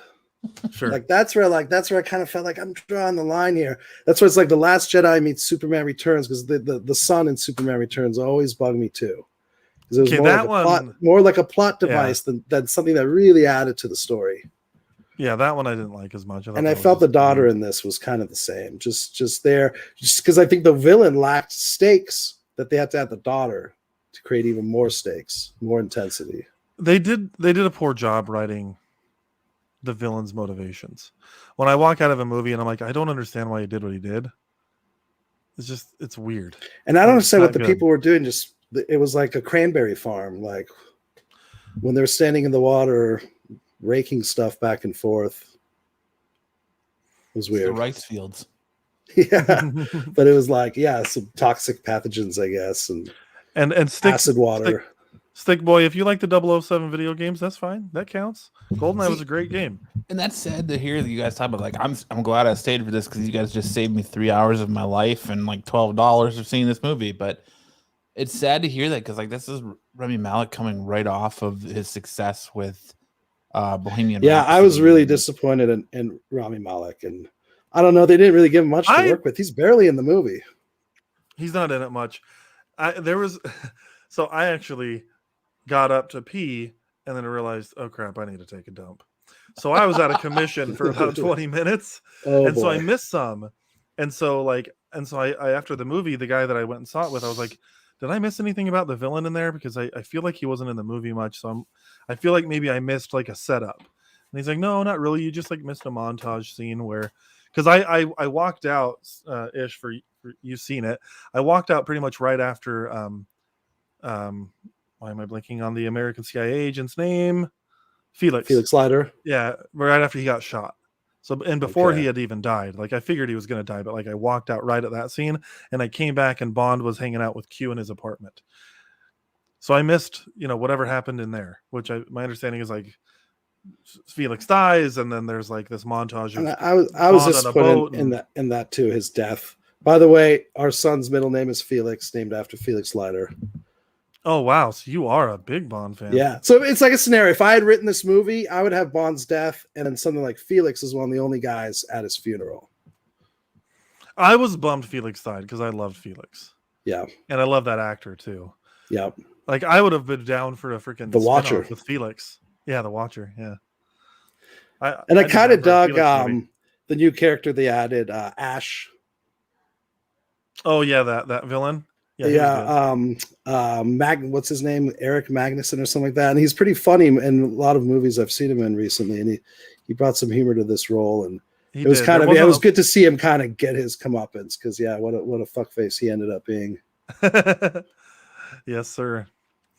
So like we've said a few things that we dislike. Well, I mean I agree with you on the villain, but pretty much everything else I love. Yeah, I don't want to talk anyone out of seeing the movie. Go see the movie, especially if you're a Bond fan. Go see the movie. We did not get enough Ana de Armas. Not at all. Yeah, and that was she was pretty good. Weird change of tone too. All of a sudden, it was very light and humorous almost. It was pretty funny. Yeah, she gets drunk and like kicks ass just because she's got a little like liquid courage in her. Well, I think she was lying about the whole 3 weeks training thing. Oh, really? Okay. That's what I think. I think she was putting an act on and that she's actually more seasoned than she was letting on. But like the trailers played her up as a big part. And she's a beautiful woman, but she's not like that big of a name that she was going to bring in. I don't know, maybe she is because she is very pretty. So maybe they thought a bunch of men were going to want to go see the movie because of it. But she wasn't in it that much. And I was a little bummed. Like when he left, I don't know where they went. Was it Costa Rica or Guatemala or something? Cuba. Oh, I was off. But when they went to Cuba and then he left, I was like, are they going to bring her back somehow or is that it? And then that was it. She was only there for that little stint. But I thought the action sequences were phenomenal. They were the score by Hans Zimmer. He's my favorite composer, so I'm always a little biased there. That's another one of my criticisms. I thought nothing about the score grabbed my attention. Yeah. And I don't know why they chose Hans Zimmer. I think he's kind of in the last couple movies, he's found this kind of flat line, and so I don't know. It wasn't as Hans Zimmer-y as other Hans Zimmer scores I've heard, and I think I kind of liked that because there are times where I'll hear a score and I'm like, I bet that's Hans Zimmer. And though I have to tell you again, a lot of the music was actually from On Her Majesty's Secret Service and not Hans Zimmer.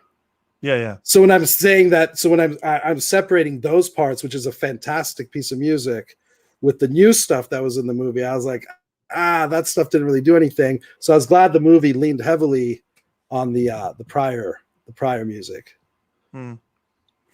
Yeah, I mean, there was a cool. If you ever see that movie, that totally makes sense to you. I'm gonna have to watch it now. I'm gonna have to because how'd you feel about the song? Oh, I'm never really that into any of those. Well, that's not true. I liked the Skyfall one a lot. That song gets stuck in my head. I liked it okay. Not like a Billie Eilish song. It was like she has marbles in her mouth. I couldn't even understand the lyrics. She wrote the score, the song, the No Time to Die. It was okay. See, I'd rank it. I think it challenges the Sheryl Crow one as the worst of all the Bond songs. And then the graphic sequence too was just like they just phoned it in. It was nothing special. Well, there weren't nearly enough naked silhouettes. Yeah, absolutely. And that's usually what they do. I don't know. Those sequences aren't a big deal to me. I know that they're like part of the Bond DNA. Well, it's the distraction. motif that you're watching a Bond movie. Yeah. Oh, there was a cool moment near the end of the movie, because you know how the Bond movies, they always start with him like turning to the camera, shooting it, and then blood coming down or whatever. Yeah, there was a moment they actually had that in movie. Yeah, yes. I'm starting to. I've been sitting here and I'm starting to think you're a liar that there's a cool part in this movie, because all I've heard about is just what's wrong with the movie. A real cool part: the motorcycle chase on the opening sequence, which is like one of the longer opening pre-credit sequences. When it finally gets to the action part, that is some amazing action. And a lot of that is the stuff you see in the trailer too, with the motorbike, the stunt with the motorbike that goes over the wall and like lands in the middle of the crowd. That stunt was really cool. There was a car chase in like a forest that was awesome. Yeah, Norway, like when Bond is taking out all those like he's on foot and he takes out like 3 cars. It was so cool. Well, 2 cars and a motorcycle, but like that was pretty badass. The action was good. It was very much like John Wick style with all the gunplay. Yes, and that's John Wick style. And that's Bond movie. The action in Bond movies always reflect the general action style of Hollywood at the time. So if you watch all the Bond movies from beginning to end, you actually kind of watch a history of action movies in America. Yeah. Remember for Quantum, they said, it was kind of like the Bourne movies. And then now they're saying, it's kind of like the John Wick movies. Bond always mirrors what's because Bond sets the standard for this stuff. Mm-hmm. Yeah, I loved it. It felt very John Wick, like that fight sequence on the stairs. I was like, holy crap, you had some blood and put Keanu Reeves' face on this. It feels just like John Wick. But that's not a critique. That was a good thing. Yeah, I loved that sequence. There wasn't as much fist fighting in this one, though. I noticed. There's a lot more gunplay. Yeah. But I think that's because, again, that's like that style that John Wick has put in place. When I also think Craig didn't want to do it anymore. Well, he's like 52. He's 52. Like interesting. He is the exact same age Sean Connery was when he did Never Say Never Again, which was his kind of old man return to Bond. Mm-hmm. They're the exact same age. Yeah, I mean, 52 wasn't like you're dying, but your body isn't what it was when you were 30 years old. So it makes sense that he didn't want to do all those stunts. I mean, I know there's stunt people, Roger Moore and View to a Kill. The dude was like, what was like 62? Oh, was running up and down the Golden Gate Bridge. Well, I guess that Daniel Craig's just a pussy. Man, I'm not a Bond fan, but these movies have some badass titles. No Time to Die, Never Say Never Again, GoldenEye. GoldenEye is awesome. I was glad they had another 00 finally in this, but I really wish like in GoldenEye they had 006, and that was always like really cool. I'd like to see more 00s in these movies. I don't know. Well, not just a single O. Because that doesn't single 07. Single 07. Or just 10. Just 10. 010. Agent 010. Well, if you had to give it a score, what would you give it, Ish? I'm definitely going to see it again. And so a second viewing might change my mind about certain things. But I guess right now I'm sitting around a 3.5. If you wouldn't bought all the gear, you better see it again. I mean, yeah, definitely going to see it again. But I want to see it again. I'm going to have to coordinate with Lance and see if I just feel like overall to come to the end, and then just this, it's like they're over humanizing Bond with the daughter, the romance, all the thing. I don't know if that's the ending. That's what I wanted to see. Yeah, it's an interesting thing because for you that's a bad thing, and for me that was a good thing. So a lot of it might stem from because I love the books just as much as I love the movies, and it's like, what would Ian Fleming have written? Because he actually technically killed Bond off in one of the novels, and there was such a fan uproar that he wrote him back in. But that was his death was being killed by the woman with the knife in the shoe. And that was it. He got kicked and he died. There was no spectacular death, no legacy left behind. It's a pretty sorry ass way to go out if you're a super spy is getting I know, killed right? by a woman with a blade in her shoe. I guess you don't see it coming, but I mean, who throws a shoe? Honestly, you know. Oh, did she throw it? I was thinking she. No, kicked she it. kicked. No, She kicked I'm with it. making it. Oh, I was okay. using a Yeah. stupid Austin Powers joke. Oh. Well, I'm good. I think we can wrap this review up and wrap the show up. Matt, you good with that?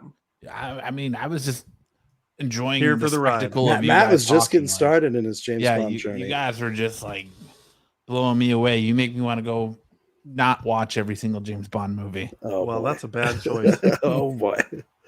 Hey, 'Cause thanks that's for a having lot me of on, movies guys. to watch. Thanks No for coming problem, on. Mitch. It's great Thanks for talking to coming you. on. You know, I've been Appreciate it. watching the show shit for a couple of years now. So Yeah. Yeah, and you're over at Modern Comic Mayhem, right? So that's right. Yeah. We need to Yeah. get you on this show more and off that show more. You know, give you an outlet to talk something other than what you talk about probably with everybody who comes in your show or shop on a daily basis. I was just trying to get people like talk to, hey, James, do you like James Bond? Do you like James? Just trying to find someone to talk with me about it. yeah, you're definitely more James Bond super fan than me, but Man, I I'm do crazy love, I do James love Bond the fan. series.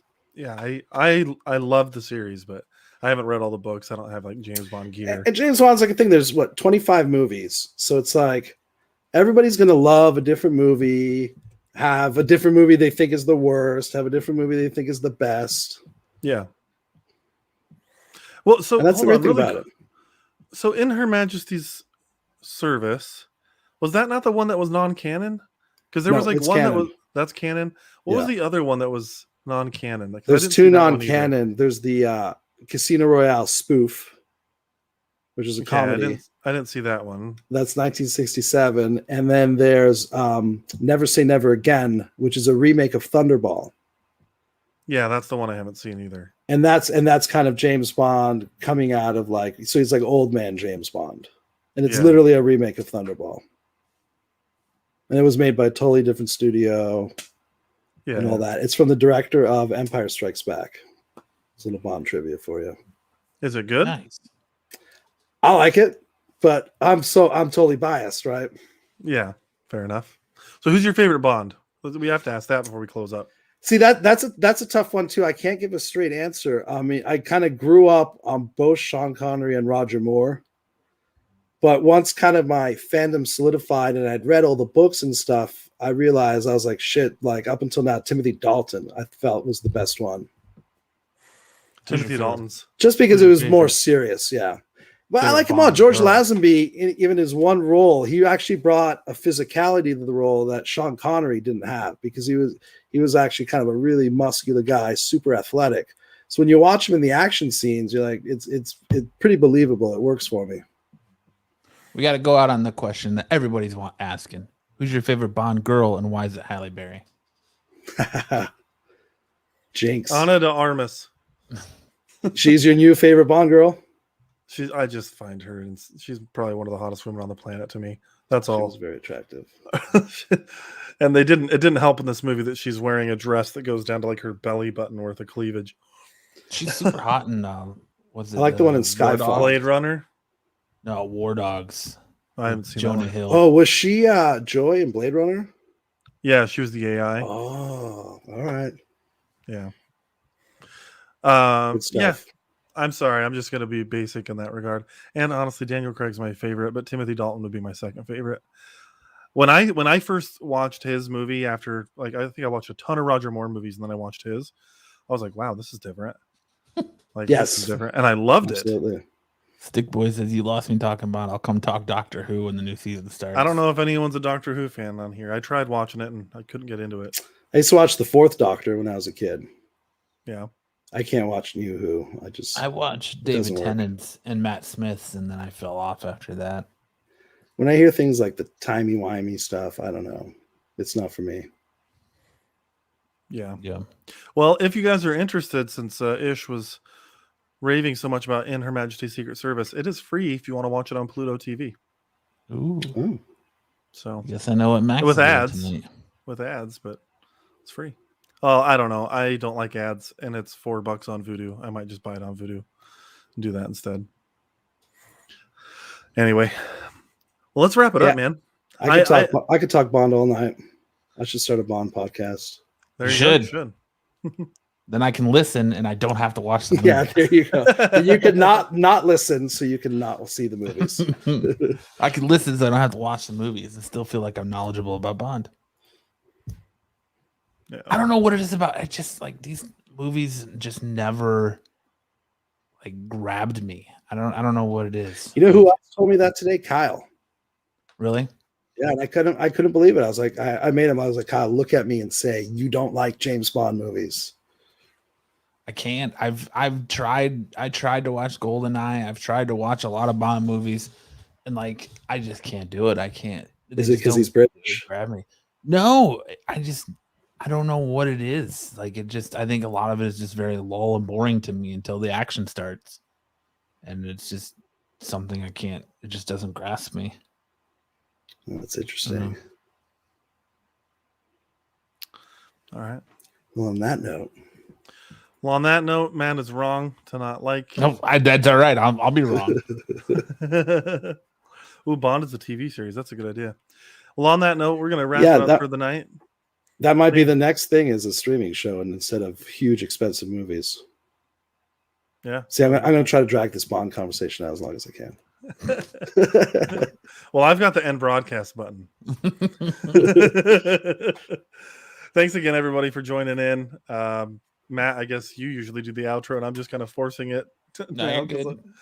But thanks everybody so much for jumping on. We'll have to get you back again. Yeah, I mean, Yeah, you're dude. welcome anytime you want, dude. Just anytime. like, I mean, send me a link, and I got you. We I don't close want to steal you from MCM because then I'll never hear the end of it from Kyle. But I could be on both. I know. I know. We got you. But we'll definitely have to make something happen. Thanks so much, Ish, and thanks Stick Boy for being in the chat. Aaron. Yeah, thanks for the chat, everyone. Yeah, Sticks Boy. He's a regular on Saturday nights too. Yeah, Max Bender coming in making the funny jokes. Appreciate you, Max. See, isn't it nice to talk movies when you have more than one person that's seen the movie talking about it? Sure, unless it's me talking about the movie. No, that's what I'm saying. Like, you watch it. I know Kyle doesn't go to the movie, so when you guys talk on MCM, well, it's the Roger and Ebert thing. Yeah, you gotta have one that's seen the movie. Yeah, you gotta have a little balance.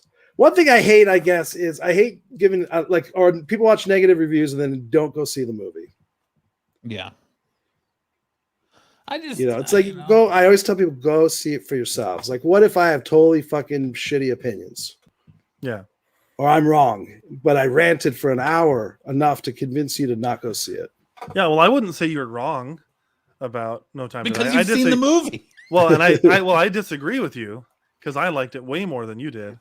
But like, you just, and I'm not a hater. I wanted to love this movie so much. I've waited years for this movie. I walked out on a high. It might be one of my favorite Bond movies ever. Like, I just loved it to death. Well, I mean, going off the $50 in Bond gear you're rocking there for this movie, I think we better like it on your second viewing, huh? Actually, my wife Christine, we can't go to the movies together because we babysit the kid, but she's there at the movie right now. Nice. So when they release tickets, I got my ticket opening night. I got her ticket the second night. I spoiled everything to her, but she didn't care. She loves spoilers. So that's Lance, except for this, because he left. Anyway, we'll catch y'all later. Thanks everyone for joining up, and have a good night next week.